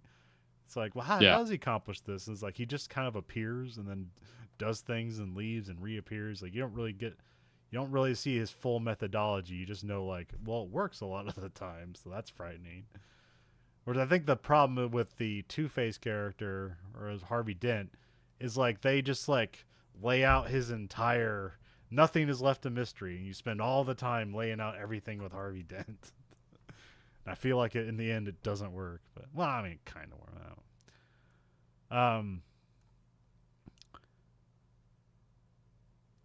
And then Harvey Dent calls Batman.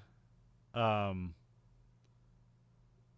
yeah, this is where he like Harvey turns on the sign because they're all mad after they like didn't get any busts after they raided all these banks, which probably cost the cops probably like $500,000 just setting up these raids. So that's money gone. Well, they did leave all the irradiated money behind. Oh yeah. Yeah, because Batman had lightly irradiated the money, so he could scan it and figure out like so they could trace the money, which I think might be a real thing. I have no idea. There's a lot of technology in this movie that's like it's crazy, but some of it's real. Yeah. You're amazing you can get to talk to you. It's like, hey, I'm making a movie about Batman. Really? It's like you just go to MIT. Like, is this? Yeah, I love you. I love your movies. Just find out all kinds of things you should. Yeah, it's like the magic of Michael Mann. Like you don't know if he's lying or just like people love him so much that they tell him information he shouldn't know. Yeah.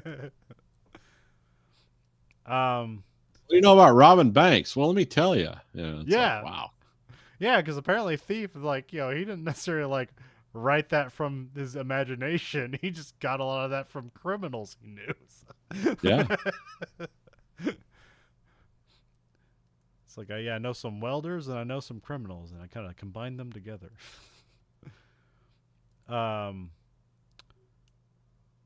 So yeah, Gordon and Harvey talk about losing to Lau because he stole that money away from them stealing it. So now they need Batman to go get Lau back to the States.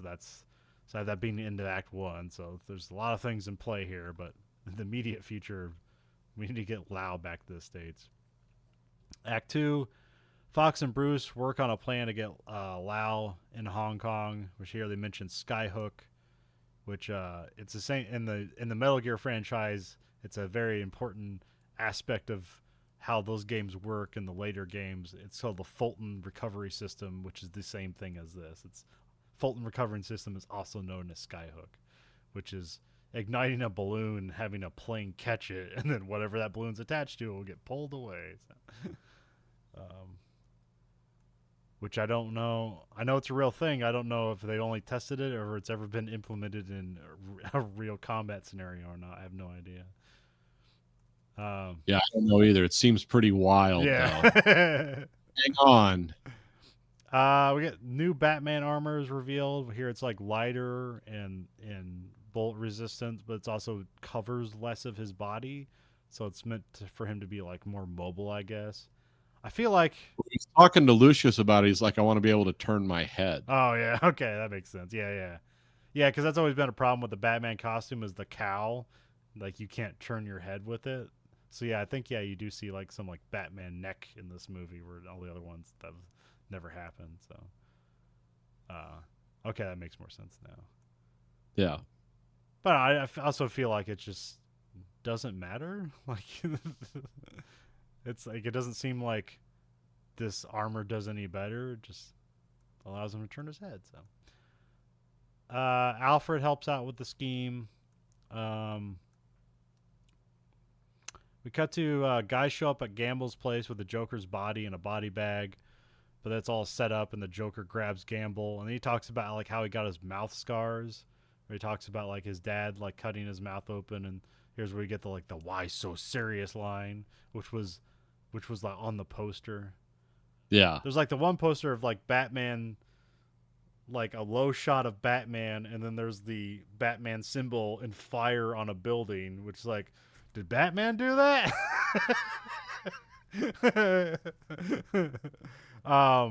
The other poster was the like kind of like out of focus like foggy door with the like "why so serious" scrawled with a smiley face on the window, and then like the figure of Joker in the background. I think so.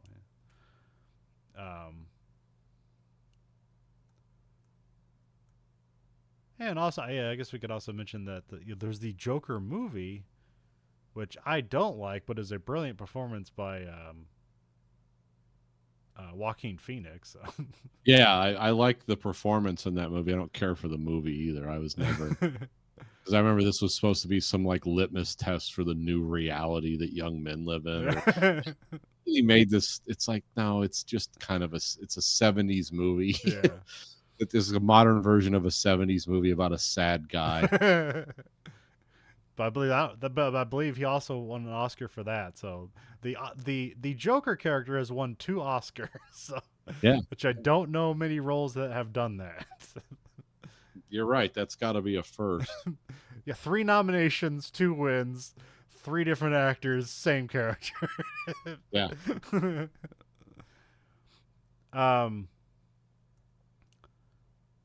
And then there's there's the weirdness because like he says "why so serious." They cut to some guy like acting like afraid, and then Gamble just falls over. So like we don't like did he cut his mouth open? How would that kill him? Like he's just dead.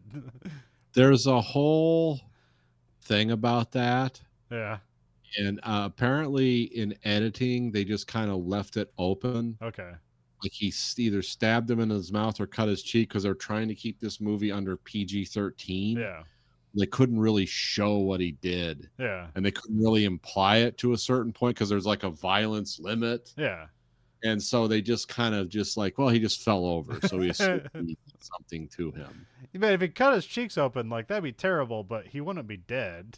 So he'd have to like probably slit his throat at the same time or something. You know, Joker's got 40 knives on him, so he could do anything. So. Yeah, I mean, he could because I was like thinking, is like, did he stab him through the eye? What did he do? But then you read it, it's like, how did Gamble die? And it's like, oh, it was left ambiguous because if they filmed or implied, it might push him over the PG-13 limit. So it's like, okay. Well, it also feels like an edit where they had to do it that way, or it's not like, oh, they had another angle to cut to. It just like is sudden and then it's over. It's like it feels like a mistake rather than like something artistic and intentional. So. But with the Joker character, that just suddenly happening and just no one talks about it. Yeah. It's not explained. Also, kind of is like, yeah, it's up to you. Some of the cool factor of like, this guy is so insane, his personality just killed someone. Yeah, he didn't stab him, didn't do anything. He just died. Yeah, it's like he looked into the face of evil and just his heart stopped. You know. And then he makes like the rest of the Gamble's guys like fight to the death to join his gang. He splits like a pool cue in half, so where they break where it's sharp on both ends, and he's like, "There's only one opening, and you've got to audition." Yeah. And he just drops those things and lets the guys go. Cuts to the next scene. The line in my head, which is not the one, is like, "Now you two share." Yeah. But I'm thinking of the. Did you ever see? It's like I never really seen much of the '70s Saturday Night Live. But Okay. do you remember the Dan Aykroyd skit where he's like selling Christmas toys, and like one kid has broken bag of broken glass, and the other kid Oh, has they're like awful toys. Yeah. It's called Bag of Glass. The kids love this. This here is Johnny Switchblade. You see, you press his arm and his knife pops out. Kids love this. And Jane Curtin's like, this would disfigure, kill children or something. But yeah. Dan Aykroyd's just a sleaze. Actually, Yes. I know. Actually, well, that's another joke I like. Well, and the black hole or the was it pothole costume? That's funny. Oh yeah. You just lay down the road. Look, no one can tell. Yeah. No, I figured out what I'm conflating with. It's a who's the mumbly comedian?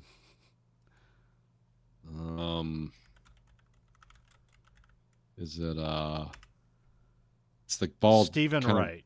Stephen Wright, yeah. So he has a joke about his dad gave his brother a bag of glass and him a box of Band-Aids and said, "Now you two share."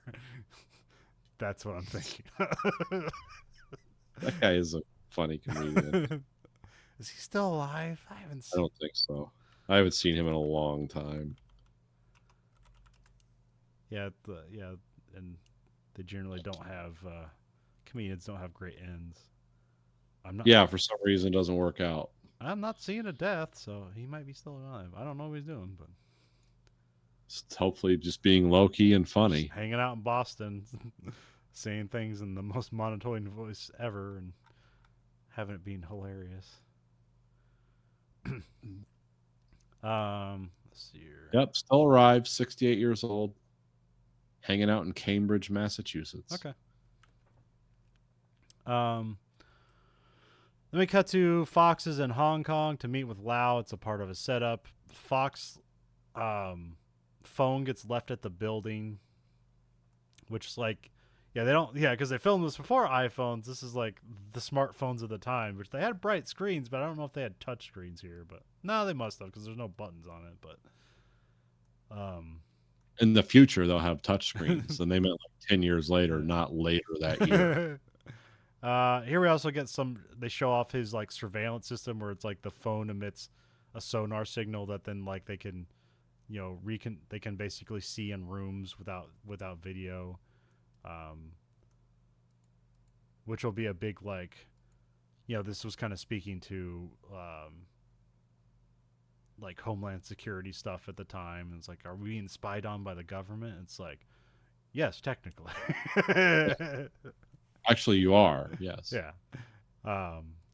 But it's worse if you go outside the United States. It's only casual surveillance inside the United States. Or if you're a foreigner. Then it's full on. But once you leave the United States, you're no longer a U.S. citizen.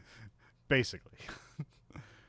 Yeah, but see the surveillance as portrayed here is like a sinister, like they're going to use secret technology to watch you instead of the surveillance we have where it's like, well, you're going to type all your information into a public network and they're just going to aggregate it and then feed it into supercomputers that will tell them how you behave based on the things you've said because 100 million other people have given similar answers. But, it's the voluntary tyranny. You and really the nightmare is that you're not as unique as you think you are. You really find out you have a lot more in common with ants than you do like unique flowers.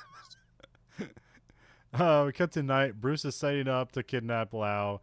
He shoots like a sticky charge on a window that I don't know is either like 5 miles away or right across the street. I don't know. Yeah, seems pretty. He's like lobbing this. Yeah. Because now he has to like jump down to go through the window, which he doesn't even use the bombs to enter the window. He just crashes through a window with his head, and then exits the building with the bombs. So, I don't know. It's cool, I guess. Yeah. So yeah, Batman leaps off and extends his wingsuit and flies into the building. Yeah, flies at the building, just rams head first through the window, lands, and starts beating up guards as they fire at him. Um, yeah, he punches a bunch of people. Then he just grabs Lou by the foot and just starts dragging him to a window. And then like a bunch of cops show up, and like they're like holding him up, and like Lau's like saying like, "Hey, don't shoot!" And then the whole corner window like blows open because that's where he shot the sticky grenades. And then he blows up a balloon and it flies out like out of the building. Which I don't. There's a part here when it's fully extended that looks like really CGI and out of place, and I don't know if it's just weird lighting or if it was just bad CGI, but it was weird. It's fine. It only lasts a moment. And then then there's like you see a low flying plane that just flies by, like it's got like 4 props on it. It's basically like a C-130. I don't know what the hell it is, but it's got like this little V up front where it grabs the balloon with it. And then just like there's like this little pause in the moment. It's like, what's gonna happen? And then he just gets yanked out of the building. It's it's very cool. And then we just cut to Lau is in Chicago, in Gotham, left at the police station with like a note on him. So Lau's back in the States to be taken into custody. So we cut to Rachel questions Lau. Lau suggesting selling out all of his partners. So that's all the mobsters. Gordon wants to keep Lau at the police station because he doesn't trust putting him in like general lockup. And then Harvey's like has problems like, I don't trust any of the cops here, and they're both right. So yeah, it's like not wrong. Yeah. Then we cut to the gangsters are watching TV when Gordon shows up to arrest them. This is like what's his name, Maury or whatever. I can't remember. I wrote it down later. The Eric Roberts guy. Oh, yeah. Maroney, that's it. Maroney. I was thinking macaroni. Yeah. I was like, no, it's not macaroni. Don't. Yeah, you just take some letters out and it makes it. It's all there. But I almost said it. Yeah, it's macaroni. Nathan, you just figured it out. Jonathan Nolan was just staring at a box of macaroni. He just took some letters out, saw Maroney, and went, genius. Or he named him after the angel that brought the tablets to Joseph Smith, the founder of Mormonism, the angel Moroni. Oh, okay. Maybe that's probably close. See, I'm stupid. Jonathan's the genius. Yeah. So I was kind of thinking. I just aggregate weird facts. Yeah. I was thinking more like, remember like the kind of like the embarrassment when like everybody saw Lost and they liked it, but everybody just went like, oh, they're in purgatory. That's the thing, right? And all the lighters were like, went sheepishly like, no. Yeah. That's weird. Why would you think that? It'd be a very unsatisfactory ending of the story if they were just all dead and awaiting judgment, right? How lame is that? God, you think we're just stealing from Dante, Paradise Lost? Come on. Meanwhile, they're in the background like, what are we gonna do? The magician's trick has been revealed. Oh no, it's definitely macaroni because there's a guy later on. Oh no, never mind. That's my bad. Sorry. There's a real name actor named Nestor Carbonell, and I was like, did he just see? What? Now I'm forgetting the food that Carbonell sounds like. So Carbonara.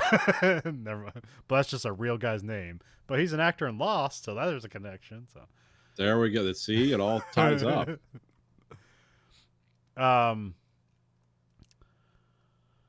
We see a judge is reading out the charges, and there's a Joker card in between the papers, which we read that as a threat, but she's just like, oh, there's a card there.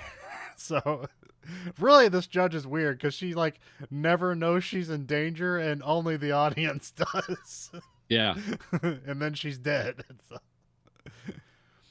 And then Harvey meets with the mayor. This is the actor Nestor Carbonell, which like he's a very, you'd know him if you saw him. He's a very striking and weird person. And, Yeah, he was in Lost. I forget what he plays in Lost, but yeah, he's been in a bunch of things. You recognize that? That's where I recognized him Yeah. from, was Lost. But yeah, it's like, oh yeah, I remember this guy. He psycho face. I thought I heard something like he shaved off his eyebrows and like replaced them, but or he just like got them lasered off and they just like I think they just like glue on eyebrows for any of his roles or something like that. I can't That could be. That looks. You look like you had a huge forehead. remember. But then I found out like the laser. Harvard. Harvard. He went to Harvard, Okay. so Uh, that means he's smart, right? yeah, sure. What was that comedian from Boston who was from Harvard? Oh, Well, it's multiple because where is Conan O'Brien from?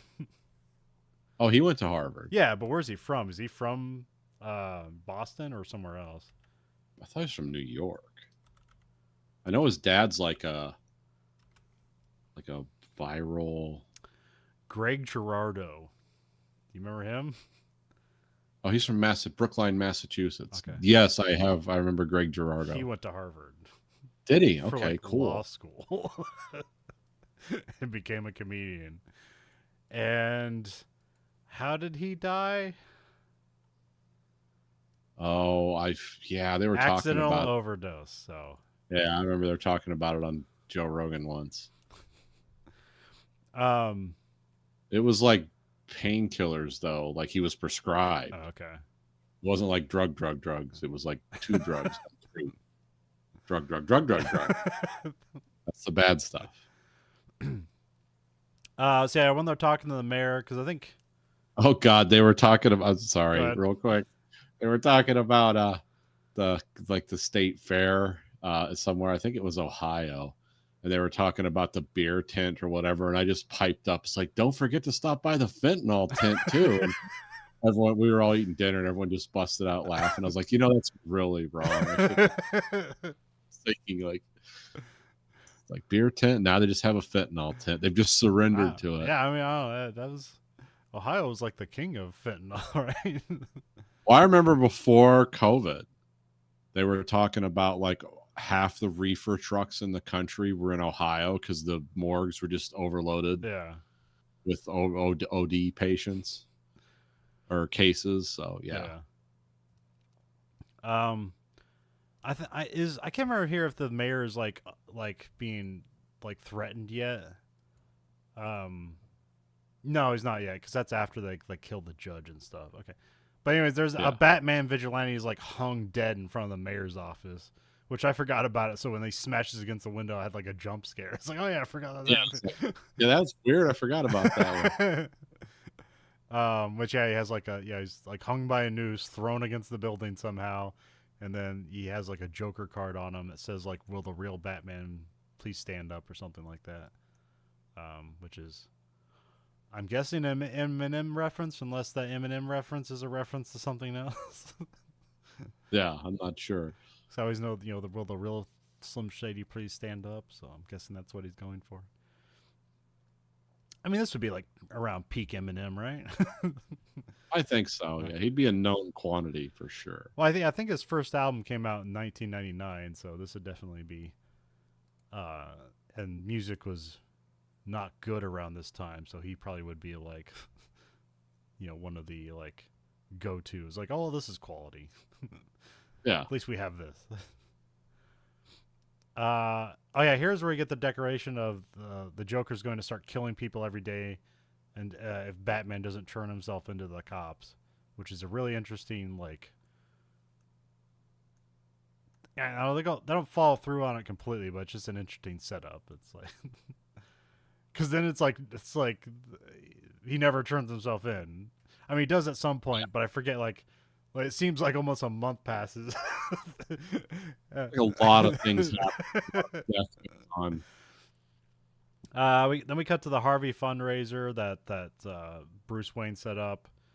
Here we get the funny line where Harvey's talking to Alfred and he says, "Any psychotic ex-boyfriends I should know about?" And he goes, "Oh, you have no idea."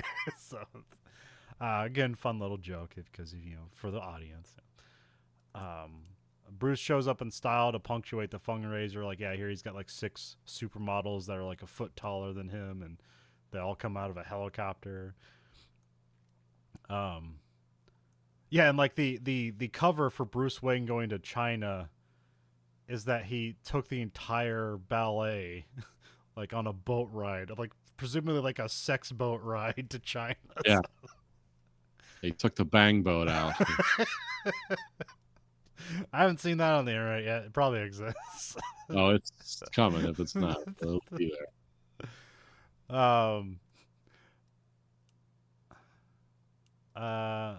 Yeah, then we cut to Gordon's like gathering up officials. Well, actually, he just goes to the commissioner.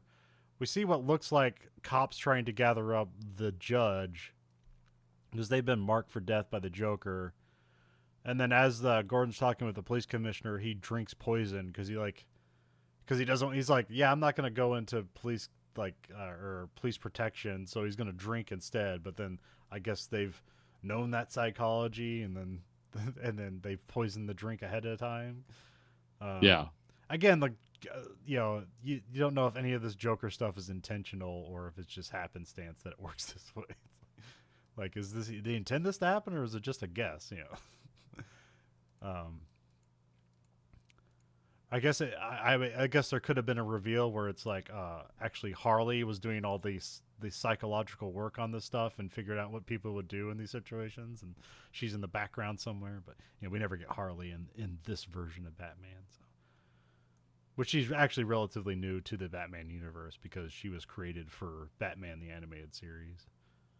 Oh, okay. I didn't realize that. Yep. I think Paul Dini. If you don't know who Paul Dini is, he's kind of, well, I guess from my childhood, he's probably written a lot of good things for TV and stuff, for children's cartoons that were actually way darker and more interesting than you would expect. I think he did comic books, so that probably makes sense. But yeah, if you, I could, there's not Paul Dini stuff I can point you to. I just know he's important. You should probably look up his Internet Movie Database stuff at some time later on. But let's see here. Oh yeah. The commissioner drinks poison. He dies. As Gordon's yelling, "No!" It's like, no, it's poison. And then the judge like gets an envelope. She opens it up, and it just says "up," and then the car gets blown up. Like, was there some joke I'm missing there? I don't know, because I think she's like tries to look up or something, and then the car just explodes. Yeah. It gets thrown up in the air. Am I missing something? What what special Jonathan Nolan like tangent am I missing here, Nathan? What fourth dimensional thinking was I'm not aware of for this hilarious moment? I don't know. Okay. All right, as long as we're in the same boat. Yeah, I didn't get anything else out of it either. Because like I said, this is the point of the movie where everything starts happening very quickly. Well, that's how this movie works. It's like it seems slow for a moment, and then just like an amazing scene happens, and then it slows down, and then an amazing scene happens. Bruce hilariously goes through a secret door where some like people are like trying to like have an affair in the background, and they're like, "Oh, good, he has a panic room," and then he leaves. They're like, "Oh, he left us to die," which I don't know if that's like on brand for Bruce Wayne or gives away that he's Batman or both. Whatever. Yeah, I'm not exactly sure. Yeah. Oh, I forget the part where Bruce like chokes out Harvey Dent and throws him in a closet. Oh yeah, that's right. Yeah, I forgot about that one. Which is weird. Because he never removes him and puts him in a safer place. It's like the gangsters are gonna walk in there and be like, "What's this?" Whatever. Rachel like distracts the Joker because he's like basically going around seeming like he's gonna like stab or kill people, and then she just kind of offers herself up like, "Why don't you talk to me?" Very much like Bruce Willis's wife in Die Hard. Oh, okay. It's Bonnie Bedelia is the actor's name. I forget her character name in that movie. Oh, it's Holly. Holly, yeah. Because it's Holly. It's Holly Gennaro, but it's Batman shows up to fight Joker and his gang. Joker shoots out the window and they drops Rachel out the window when Batman says "let her go," and he just goes, "Poor choice of words." So it's like, yeah, it's like, yeah, it's almost like this is a movie script. So whatever. Yeah, everyone comes up with the best dialogue in this. Then he jumps out the window to go save her, which is a very like long fall where he just ends up like holding her as they both crash into a car, but he takes most of the damage because his bat suit can do that thing. So, because he doesn't. Yes, how that happened. Well, he does have the cape out to kind of slow the fall, which that's reasonable, but it's but still that kind of hit where you hit where like the roof caves in and then the windows just fly out of the sides. Yeah.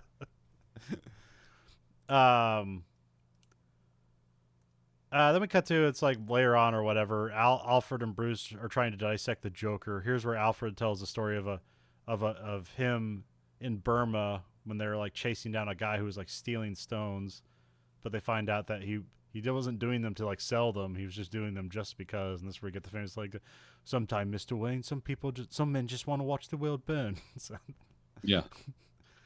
Always like that line. Yeah. That's again. This is one of the reasons I picked this movie because that's a line we use often to try to describe characters. So it's a very great shortcut. It's like, who is this person? It's like, well, he just wants to watch the world burn. It's like, it's got my favorite meme is like mixing Skittles and M&Ms. It's like, and it says madness. Some men just want to watch the world.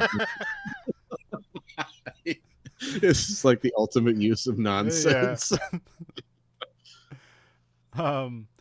Cut to it's night again because it was night before. So we've been a whole yeah. So there should be like at least two dead bodies. Well, I guess there is two dead bodies. There is the commissioner and the judge. Batman watches over the city. Here they kind of have like they kind of hint at his system because we have like audio coming in, but it's like, is that just free playing audio or is that like audio he's gathering? Which we don't know at this point, which I'm guessing it's meant to. Yeah, because to me it sounds like he has a sophisticated police scanner in his suit somehow. Yeah. But then it kind of also sounds as like snatches of like conversation. Yeah. But people wouldn't be like, a red squirrel to gray squirrel, go over to 6th, 9th or something. It's like, oh, these are like conversations people are having. But there's also transitions in this movie where you'll hear somebody talking and then it cuts to like, who's the who's the Breakfast Club guy that's like the interviewer? I mean the teacher or whatever. No, it's one of the guys from the Breakfast Club. Oh, Anthony Michael Hall. He's like the interviewer in this movie. Oh, okay. When they cut to like TV interviews, and so half the time they'll have his dialogue playing before they transition to him on TV. Oh, I see. So they kind of like it's like a roll up for like, oh, we're about to do something on the TV show. Yeah. Okay. But here it's like just like you're saying, it's just like almost police scanner stuff where he's just picking up random voices in the city. Let's see. Oh yeah, then there's a crime scene they find where there's two dead people. Okay, now there's another additional two dead people. One of them has the name Harvey, and the other one has the name Dent. So that's supposed to be Harvey Dent. So that's a clue for the next person they're gonna murder. And then Batman like just cuts a brick out of the wall that has like a bullet in it.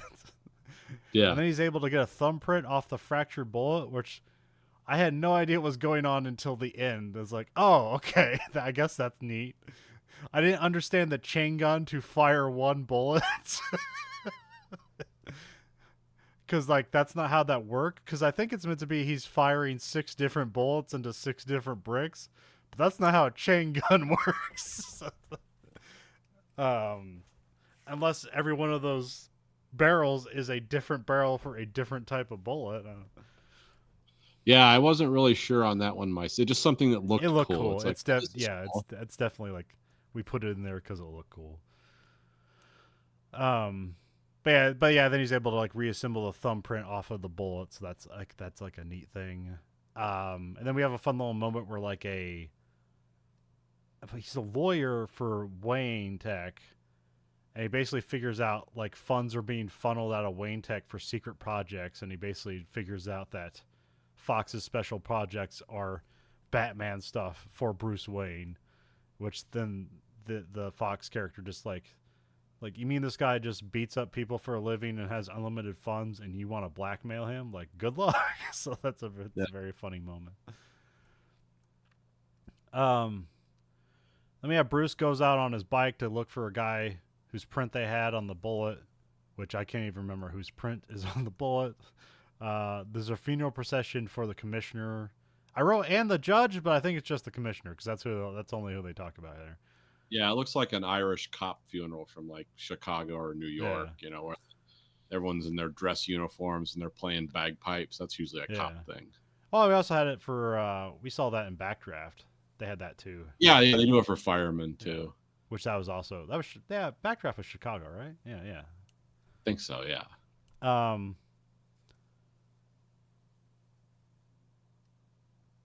So here's where they learn that the mayor is the next target for Joker. So, but he's also here at the so Harvey and him are here at the event. So they're both basically under potential victims here. Bruce finds a bunch of cops tied in an empty room, which they learn that they're like, oh, this is the honor guard, and here they start firing off bullets, and you basically realize that the honor guard is Joker's gang, and then they try to fire on the mayor, but Gordon jumps in front of the mayor and takes the shot, or doesn't. And they're using M1 Garands, interesting. Yeah, which that would have gone through a bulletproof vest. Yeah, big bullet, so. And also, this is the only time you see the Joker without Joker makeup. Yeah. It's very brief, but yeah, it's just, the scars without makeup. Which you're wondering, it's like, who didn't look at these guys and think twice? Yeah, how did these guys? I was wondering that myself. But it's a movie, whatever. I mean, also we find out one guy's like schizophrenic, and it's like, well, how is he holding anything together? Especially like standing there with no earplugs, firing off M1 Garands in the side of buildings. And trying to keep it together, like learning like the different moves for how you maneuver the rifle around. It's like, do these guys practice this? But it's not important. None of this is important to the Joker character. It's just like it just happened, man. They did because the Joker is always like 3 steps ahead. Yeah. So yeah, these guys for 2 weeks were learning how to do it.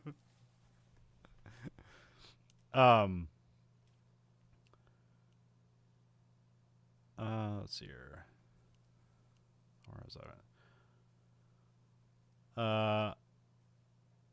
Oh yeah, Harvey steals one of the Joker's guy. This is the schizophrenic guy in anger, and he's then we cut to. I also have a scene where they cut to an officer tells Gordon's wife that he's dead.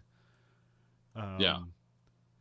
And then we cut to Batman fights gangsters at Maroni's club just to grab him. It's kind of always just a funny because Maroni's just waiting there. He's undisturbed by the fighting going on. He's just like, well, I guess he's gonna get here and take me away.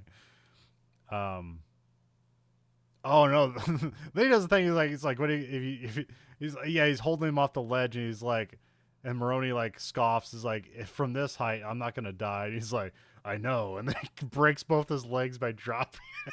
So. Yeah. We also get Harvey tells Rachel that she's next on the Joker's hit list. Batman throws Maroni, breaks his legs, to question him. We also have intercut. Harvey plays Russian roulette with the Joker gangster. Well, it's not really Russian roulette because he's not pointing the gun at himself. He just takes one bullet out and spins the chamber. Well, he shoots one into the air. But he flips a coin to try to kill the guy because that's what. Which here it's not the two-faced coin, so this is all just a setup. He's not actually. No, it's a two-faced coin. He always has a two-headed coin. Yeah, but there's no distinct side, so it's always. No, yeah. It's heads you live, tails you die, but this guy doesn't know that, yeah. So he's like, because this guy, he's not an evil man. He's just being pushed really hard. Yeah, because Batman shows up and is like, hey, he knows exactly who this guy's is, which I'm guessing this is the guy that they found the fingerprint of, and that's why I know he is. And he's like, yeah, he's like a schizophrenic and who's attracted to Joker's mayhem. Which is if this city is as crazy as it's presented, it's like, yeah, there's going to be people waiting for the Joker because it's like, how do you make sense of everything? It's like, somebody who doesn't make any sense. Now it all makes sense.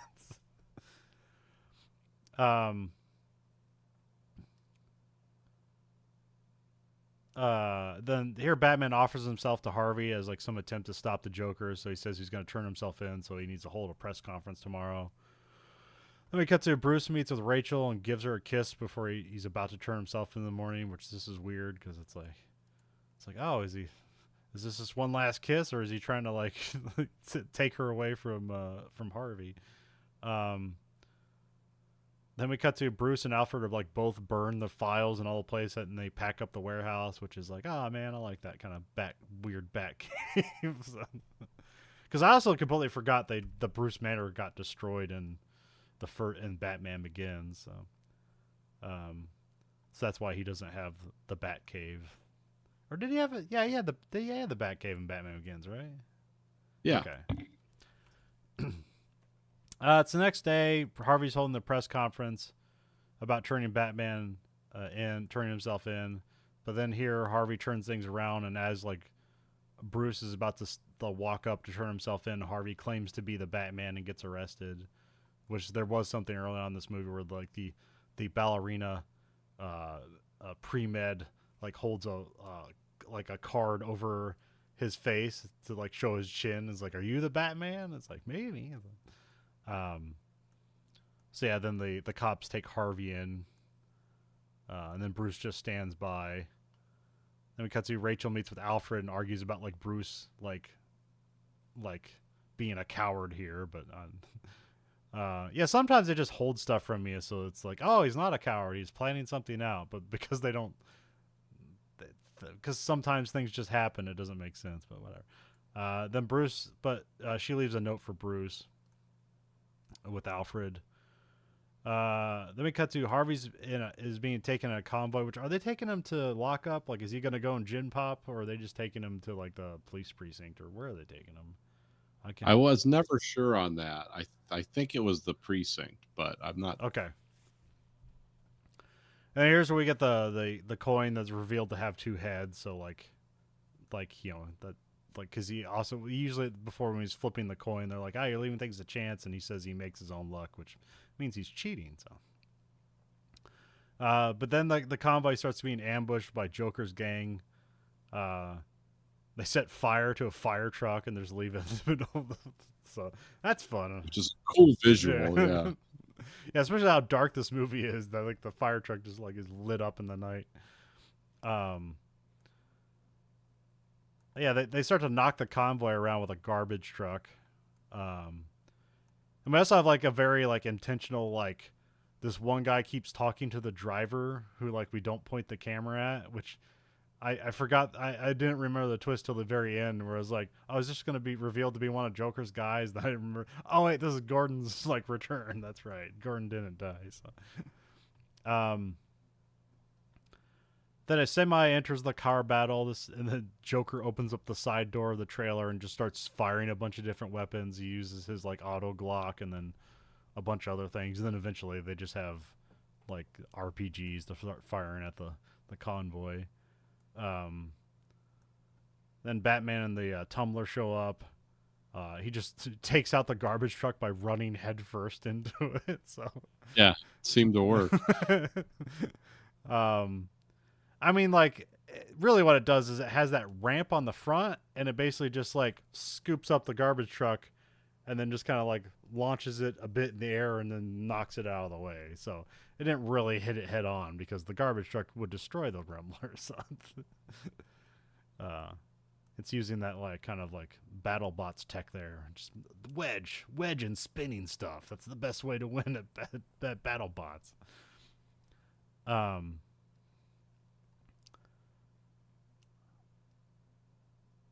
The Rumbler jumps in front of the Tumbler jumps in front of the rockets and then it crashes, which it seems like I don't think that would take that out. But then we just get the scene of like him going into another compartment, but then it's just like the left side of the car, then the front tire jumps out and it's revealed to be this very weird motorcycle that's basically like a bicycle frame with two giant wheels on the end of it. So.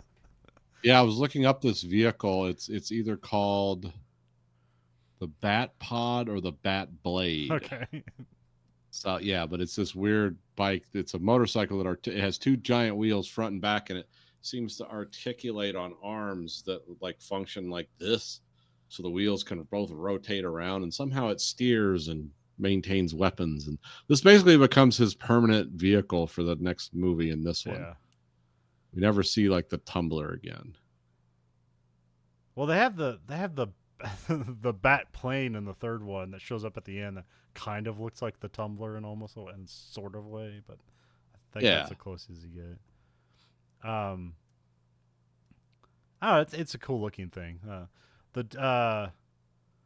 The Joker's guys like set up a tripwire that knocks down a police chopper, and like it nearly crashes into the convoy, which is like, I guess, yeah, good. That's yeah, and the passenger in the police car in the armored police vehicle is like, that's not good, that's really not good. Helicopter basically crashes in front of him and almost hits him. Batman's just driving through a bunch of stuff, knocking cars out of the way with the cannons on the front of this or whatever is going on.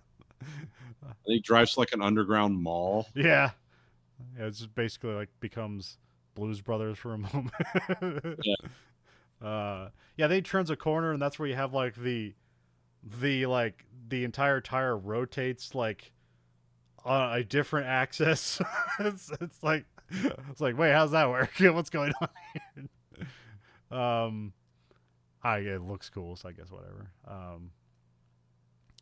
And then Batman plays chicken with the Joker in the semi, but then he just does like the tow cable trick from Star Wars Empire Empire Strikes Back. And then like he like puts a wire on the semi truck and then wraps around a bunch of like telephone poles and stuff, and like I think the other end gets like shot into a building, and then like the Joker notices at the last moment, is like, what's that about? And then the whole truck gets flipped over, which they did this practically. This is a real semi. Yeah, practical effects. Getting flipped over. And like almost the sound just drops out. It's like, it's a very cool scene. Oh yeah. Which I was like, for a moment there, was like, did they just do that with like, is this just like a miniature and I'm missing it? And then I looked up a video about how they did it, and it's like, no, they just took all the weight out of the trailer and then put a giant ramrod in that thing and just jumped it off the ground. Oh yeah, it was crazy effect.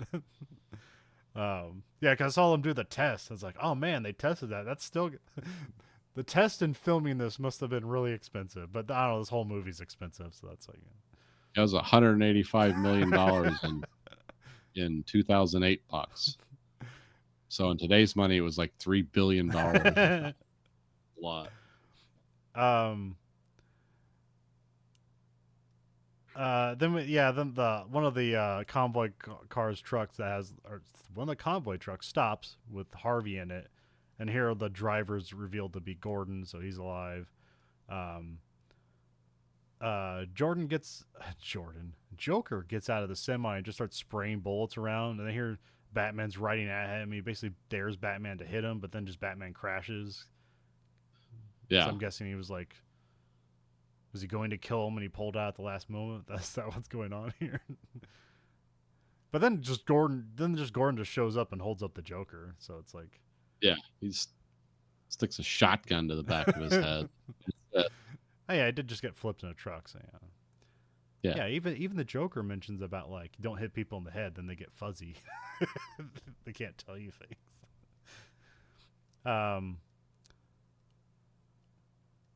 Then they let Harvey go.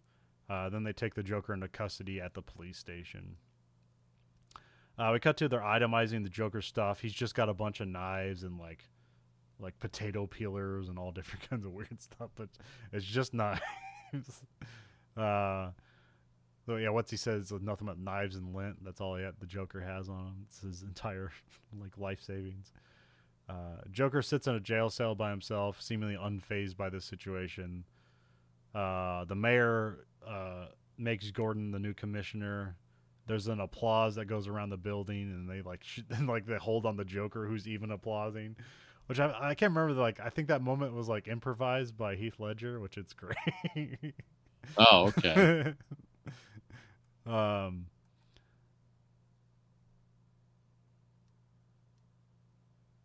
Then yeah, we also have a shot of like a prisoner that complains about his insides hurting, but they also like that this guy was also just recently one of Joker's gang and he was like killing cops. So, um, cut to Gordon meets with his family, which his wife slaps him because you know there was a full setup, so they didn't know he faked his death. So, Gordon then talks with the Joker. They also learn that Harvey didn't make it home. Uh, Gordon steps out of the interrogation room, revealing Batman to question the Joker, which he's just beating him up. So, yeah, the greatest detective, Nathan, just beats the information out of people. That's really how it works. Well, there's better ways to do it, but this is the quickest way to do it. Because I think somewhere I read, it might have even been that Rise and Kill First book or somewhere else, but they found out like at least the Israelis found out it was easier to get information from people and better information if you just pretended to be their friend and kind of learn things tangentially rather than just punching them and have them tell you what you're thinking. Oh yeah, I mean that's like we learned that, and we were trying to what were they? It's like when we were trying to develop interrogation drugs. Yeah. That's like what all the weird LSD stuff they did and all that. It's like, yeah, if you torture people, they'll tell you whatever you want to hear. They won't, they're going to lie to you just to make the pain stop. Yeah. And they knew that, so they're like, well, what if we gave them drugs that just like, destroyed their personality and reason? It's like, well, they'll tell you crazy stuff. You won't get anything useful out of them. Joker explains his fascination with Batman and how him and Batman are like special compared to normal people. So Joker has the heart for Batman's. It's like, this world's for us, Batman. Everyone else is just a plaything. Then Joker reveals that Dent and Rachel have both been kidnapped. Here's where Batman just starts beating up the Joker and ramming him into glass, which will actually end up being will be a fault of Batman when the Joker gets the advantage on the guard and holds him up with a broken piece of glass from what Batman rammed his head into the glass. This is also where this actually starts out with slamming his head against the table, and he says, like, don't hurt the head. It makes people fuzzy, and they can't answer. The Joker gives up information on where Rachel and Dent are, but Batman has to choose, which he gives them both the locations, and he says where they are, and then Batman goes outside, and Gordon says, where are you going? He says to save Rachel, so I'm guessing Joker switched up the places, and so he just ends up at Harvey's place rather than Rachel's. Yeah. Okay. Because when I first watched this movie, I always read it as, isn't that sad? He intentionally saved Harvey because he was more important to the future than Rachel was. But now I realize it's actually the other way around. He went for love, but he ended up because the Joker didn't give him the exact information, because that's what he does, and so he ends up at the wrong place. And then because they're connected by the intercom, it's extra mean. So, Rachel and Dent are tied up in different warehouses with bombs on just canisters of gasoline. It's like gasoline with like dynamite strapped around something. The Joker, so Batman and Gordon leave to try to go save the people, and then there's a cop left behind to guard the Joker, and then he starts just harassing the cop. It's like, how many of your friends did I kill? We cut back to that one prisoner who says his insides are hurting. He starts convulsing. We cut to Dent and Rachel can hear each other through like an intercom. Dent's trying to escape, and then he just like knocks over a gas canister, and like it gets on over like half of his face. We cut back to the Joker talks about killing people with knives and saying how you really find out who people are. And he's like, so I know your friends better than you do. Do you want to know which ones were cowards? It's like just great evil dialogue that comes off as funny. It's like, supposedly, he based a lot of his his character on Alex DeLarge from A Clockwork Orange. Okay.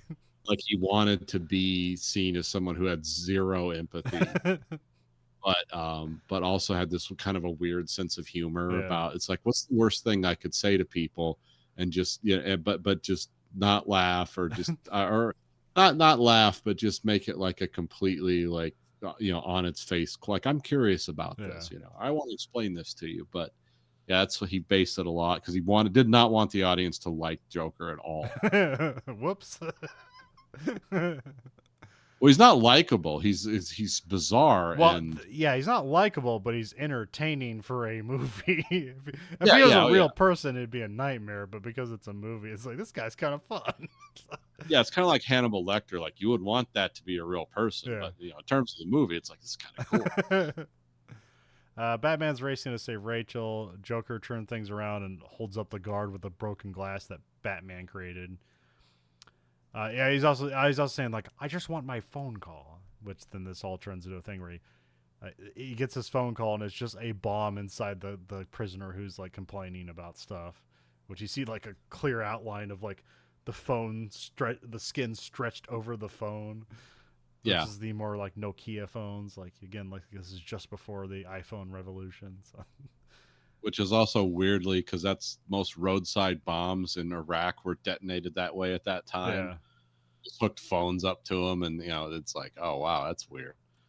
uh, There's a lot of those double entendres in this movie about the surveillance state and all that stuff. like yeah, roadside bombs are so much of a problem that we made it like illegal for like 9-volt batteries to be in Iraq. Yeah, yeah, um, Then we cut to Batman kicks in the door and he sees that he's rescuing Harvey, which he kind of which he realizes the situation immediately, but just runs to get Harvey out of there. Batman gets him out of the building, but like as the building blows up, like the fireball hits all the gas on him, and so it like burns half of Harvey's face. And then Rachel just gets blown up, being like, "It's gonna be okay," and then it just gets blown up mid sentence. because Gordon and the police can't even, like, they're not even in the building yet, Yeah. and it explodes. Um, then the Joker escapes with Lau because that was the whole reason he was like, this is all a setup. He was meant to be taken in to get Lau. That's all this was doing. Which is like, this is in the trailer too. It's weird. I don't know. It seems just like out of place because it's like there's like no music. It's like, oh, somebody just died, and we kind of have, and there's almost no sound too. And we just have the Joker like driving almost like Ace Ventura with the cop car, like with half his head sticking out of or half his body sticking out of the car as he's weaving it back and forth. um. Then there was a voiceover of Rachel's note, which then we cut to Bruce is just sulking his Batman outfit, like in his loft or whatever, his like condo. Like he has the Batman hat like cowl off, and he's just sitting there. Here's also where Alfred. He asked Alfred how he caught the crazy guy, and they said they burnt the forest down. It's like, oh, that's right. So I have that being the end of Act 2. Got Act 3. Gordon meets Harvey at the hospital. He's like refusing meds and skin grafts, and then we get the Two-Face reveal where it's like, this is a pretty well done gnarly Two-Face where it's like there's like, the cheek is missing. You can see inside the face, and They can see, like, bones, connective tissue. yeah. And now his left eye would just completely dry out. Yeah, there's a lot of things that wouldn't work here, but it's a comic. I guess it's a comic movie. I mean, he's not long for this world, so it doesn't matter. But for a practical version of Two-Face, this is like the best version of it. Because all the other versions are like comical. It's like, oh, he's got a scarred face, and he just kind of like one eye's bigger than the other because like an eyelid's melted away, but this is like a bit more practical. But like all the other Two-Face stuff is like makeup on the person. Here they use CGI to like remove stuff, which is like that's the only way you can do that. So yeah, because it looks like it has depth. Yeah, it's not like the skin's all puckered up. It's like, no, it's just not. This is like it's like a Terminator thing almost, bone and muscle underneath and not metal.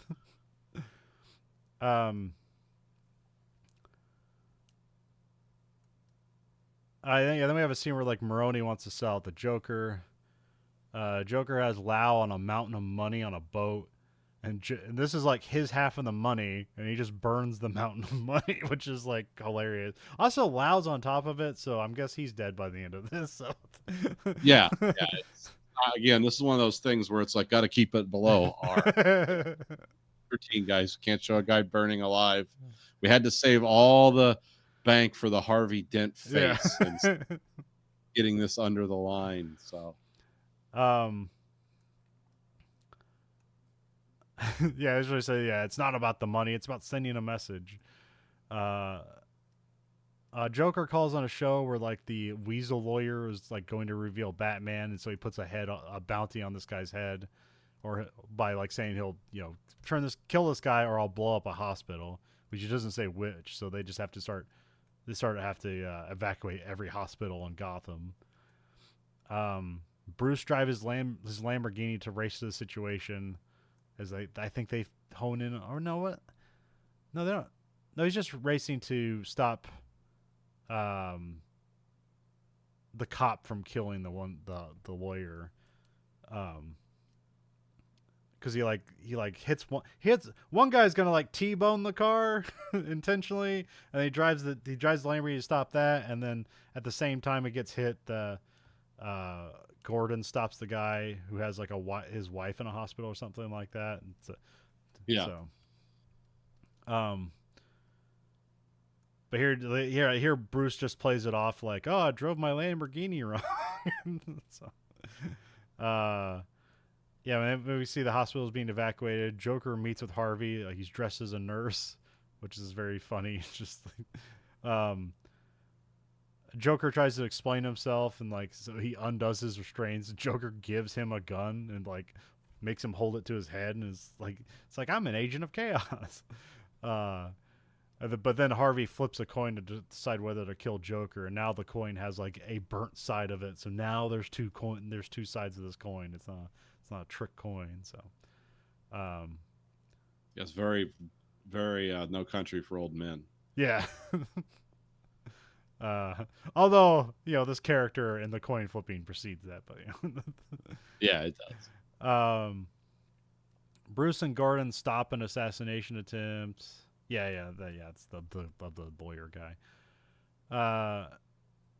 We reveal that Joker's alive because we don't see the coin reveal, but we see him just standing outside the bed.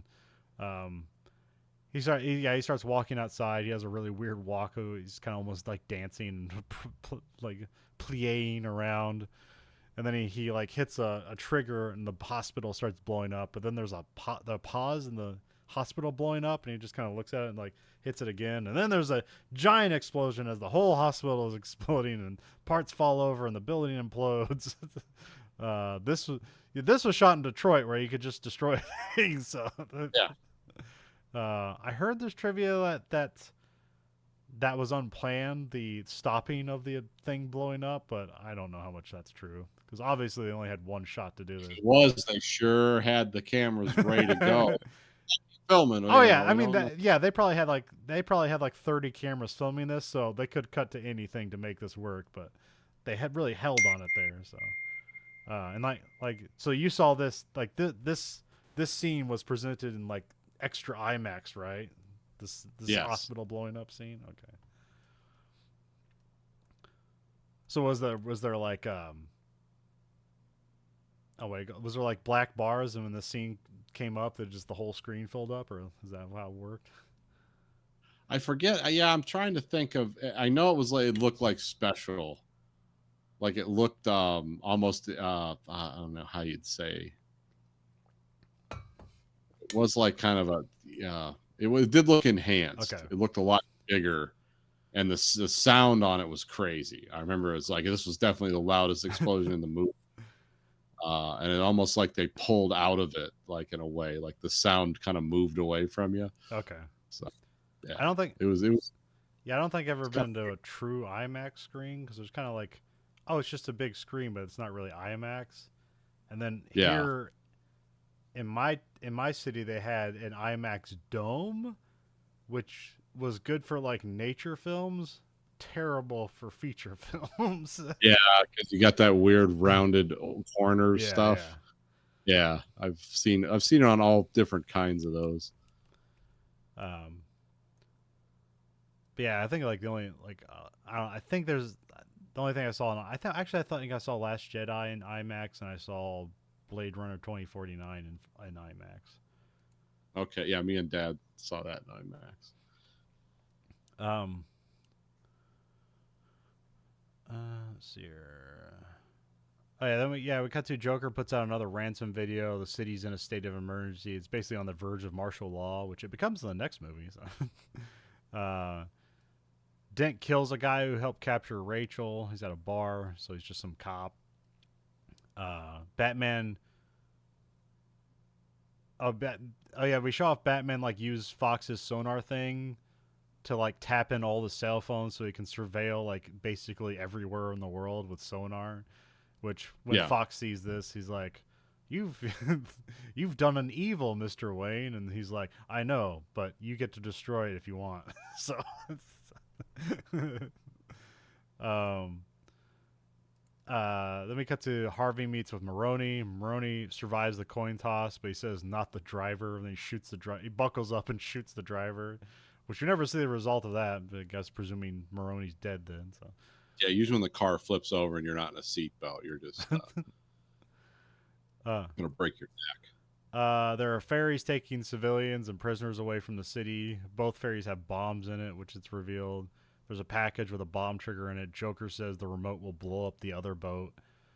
Batman gets location of the Joker with Fox's sonar location stuff, because that's what he did. Because now that they have surveillance all over the city, now they're just listening for the Joker. That's all they need to do.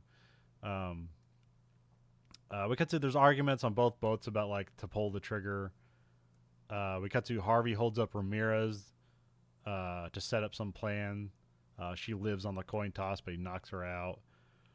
The civilian boat takes votes on whether to destroy the other boat. We cut to Batman moves on the Joker before the cops can do anything because they're going to start shooting people. Because you see it like looks like Joker's men holding guns, but then it's revealed they're like the guns are like taped to people's hands and they can't really move or do anything. So like Batman has to find ways to like beat up the cops to keep them from shooting innocent people, and then also like knocking over the people before like snipers shoot them and stuff like that. And also, Batman has the weird glowing eyes when he's accessing that whisper network. Yeah. So that makes him look extra weird. Yeah, it's a fun thing about Batman. He's a good guy, but really he has all the features of a villain. Because he's striking fear, even though he's supposed to be helping people. Gordon gets a call from Dent. Dent's holding Gordon's family hostage. Batman's using his super echolocation to see everyone, which it seems like at this point it seems like more of a hindrance than like helping him. Yeah, it's more confusing. The civilian boat votes to blow up the other boat. We cut to Batman's fighting the cops, keeping them from killing the clown hostages. Which also, I think there's revealed that the Dovic boat, and convinces him to give the detonator because Tiny Lister knows that he can take a life. Then we have the other boat where the Weasel guy on the civilian boat wants to kill them, so he gets the detonator. The warden gives the detonator to Tiny Lister. He takes the detonator and throws it out the window and goes and sits down and waits to die. Really cool. You did not expect that. Tiny Lister has this dialogue like you've never taken a life. We have, with the convict. Yeah. It's like, well, you know what he's gonna do? And it's like, well, I was surprised he's not. Yeah. Which like now I just want to see a whole movie about that guy. Yeah, how he became a good person. R.I.P. Tiny Lister. Which actually, from what I heard, Tiny Lister was an asshole, but this is a great scene. So, yeah. And then also the Weasel guy can't pull the trigger. The time limit's up, like it's midnight, and presumably both boats are supposed to blow up, but they don't. But yeah, this also like Batman or like no, Joker has like pinned Batman, and now they're waiting for the boats to blow up so like the Joker can prove Batman the point that like everyone can be driven to madness. But this is supposed to be like the big turnaround. Like, see, there's hope. So then like Joker gets mad and pulls out a third detonator. Um, I don't know. What do you think the detonators on that boat would have done? Do you think they just would have blown up their own boat, or do you think they just would have blown up both boats? It's hard to tell because the Joker is so Yeah. random. You don't know like what. See, it's like oh, either way, he could have taught him a lesson. See what their greed got them. They killed themselves. So, like, yeah. See, everyone's evil at their heart. You never know what he's going to say. He doesn't know what he's going to Yeah. say. So, Um. Yeah, Batman gets the Joker with his flying wrist blades, which is comically showed off earlier in the movie, where he's like, "What's this doing?" And just flies out. So he does that at him. Then the Joker like he knocks the Joker off the building, who's like laughing as he's like falling towards his death. But then the Batman catches him with a grappling hook, and then he talks about the battle for Gotham Soul, and tells Batman about like Harvey Dent going mad. So that's the third thing you didn't know. You thought it was about civilians on a boat, civilians and prisoners on a boat, but really no, it's about like Harvey being corrupted and he's the best of us. And so Batman leaves to go find Harvey. Gordon shows up at the blown up warehouse, which is now where Harvey's taking his kids and his wife. Harvey knocks him down. Harvey's gesturing at killing his kid, Gordon's kid. Then Batman shows up to debate Dent. Harvey flips a coin and shoots Batman. Then Harvey flips a coin and pulls the trigger to whether he's going to shoot himself, but he gets its heads up. And Harvey flips the coin for the kid, and then Batman tackles him out of the way. Harvey and Batman fall, but Batman survives the fall, but Harvey's just dead. It's kind of anticlimactic. Batman suggests covering up the weird revenge stuff that he's been doing, and tell that like all the deaths that have been happening by Harvey, blame it on Batman. So this makes Harvey a hero, which this is I don't know. It's like this, yeah. I don't know. This kind of rings hollow for me. It's like let's make the bad guy the Messiah figure.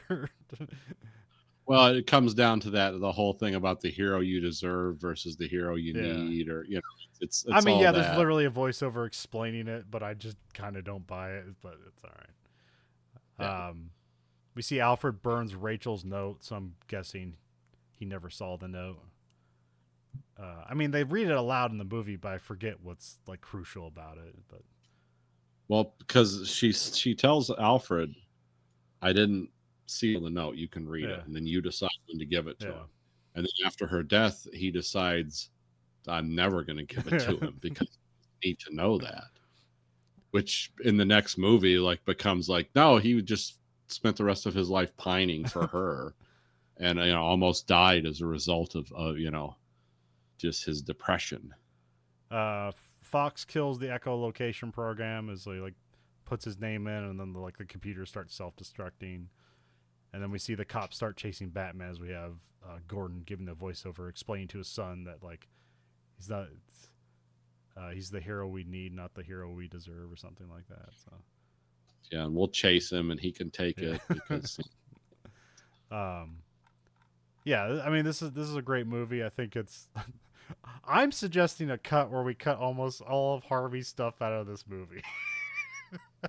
it might work. It's still a great movie. I'm just wondering. I had a real problem with like for some reason I don't know if my ADHD. Well, I don't know if I have ADD, but if my what do you call that?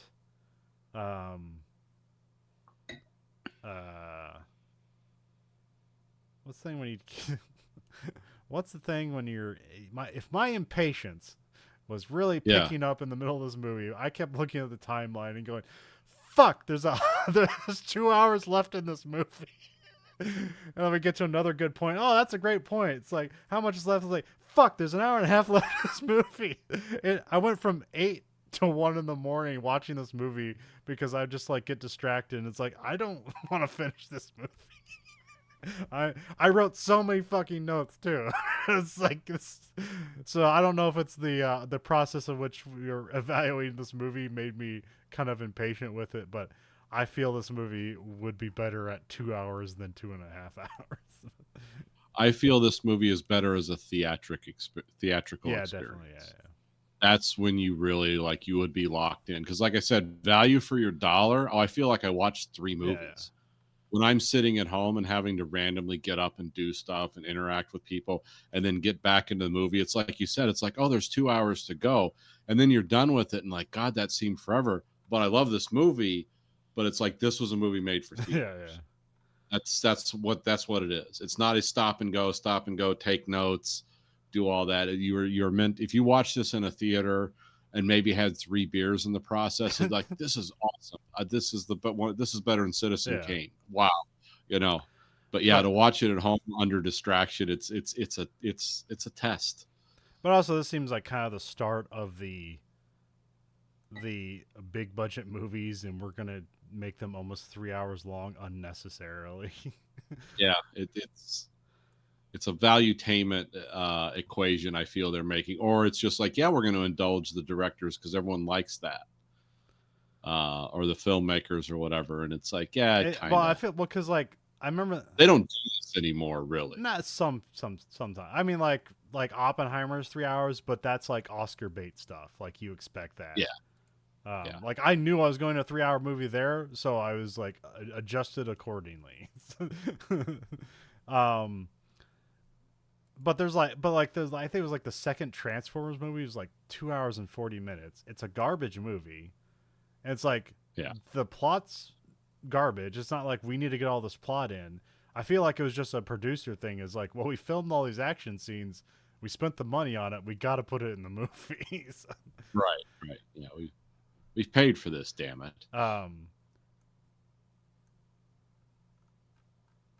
But yeah, I mean, even like that was like the advantage of the whole like Marvel franchise is that like you have multiple movies. Like you don't like we're gonna expand stories throughout all these different movies, but you're still like gonna take 2.5 hours for each one. It's like this is kind of indulgent. but, Yeah. um, but whatever. I don't know. So.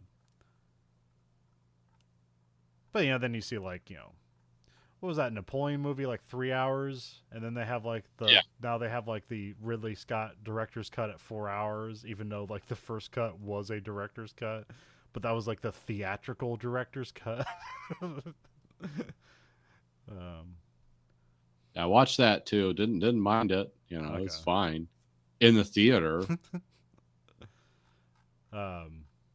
with the flask. Actually, I saw that with my family. No, we didn't do any flasks. We were sober. Yeah, you watched that at Grayson because he's a big history person, so that like made more sense. Yeah. Okay. Well, yeah, we did the same thing with Oppenheimer. Okay. We watched, but I read the book that was based on too, many years ago. So it's cool when it's based on a book and you've read the book and you're familiar with it, and it's like, oh, I remember this, or oh, wow, they're telling more story here. Hope this is true. Don't remember it from the book, but that's Oppenheimer was an interesting character. Edward Teller was an even more interesting because he was just evil. Oppenheimer was like, this is awful. I have doubts about this. Teller was like, do it again, bigger, better. We can make this a lot more powerful. And Oppenheimer's like, no, we shouldn't do that. He's just like the scientific version of an evil like Wall Street guy. We can get more out of this. He's kind of like Dick Cheney, who's often misunderstood in some ways. It's like he's not really evil. He believes the things he says. It's just when you take that into your belief system, you by default become evil. Like you're just going to do bad things. Teller was like, no, we must advance, and we must have bigger and better weapons because the communists can never threaten us. And it's like, yeah, we're talking about like destroying the world at this point, but it's a world where we won't be controlled by communists. It's like, well, yeah, that's true, but. Yeah. Well, we're sending a promo states containing the supercut of the scenes that imperfect collection.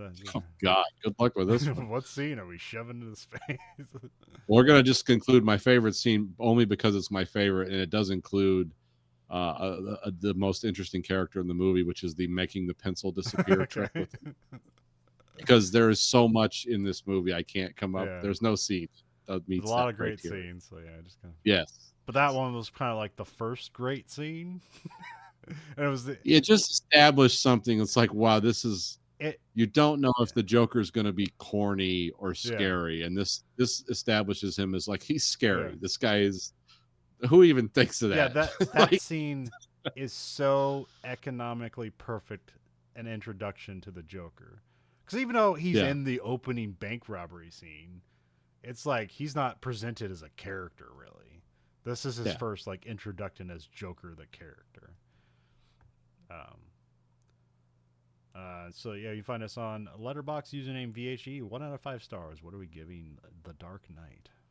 we have to give it 5.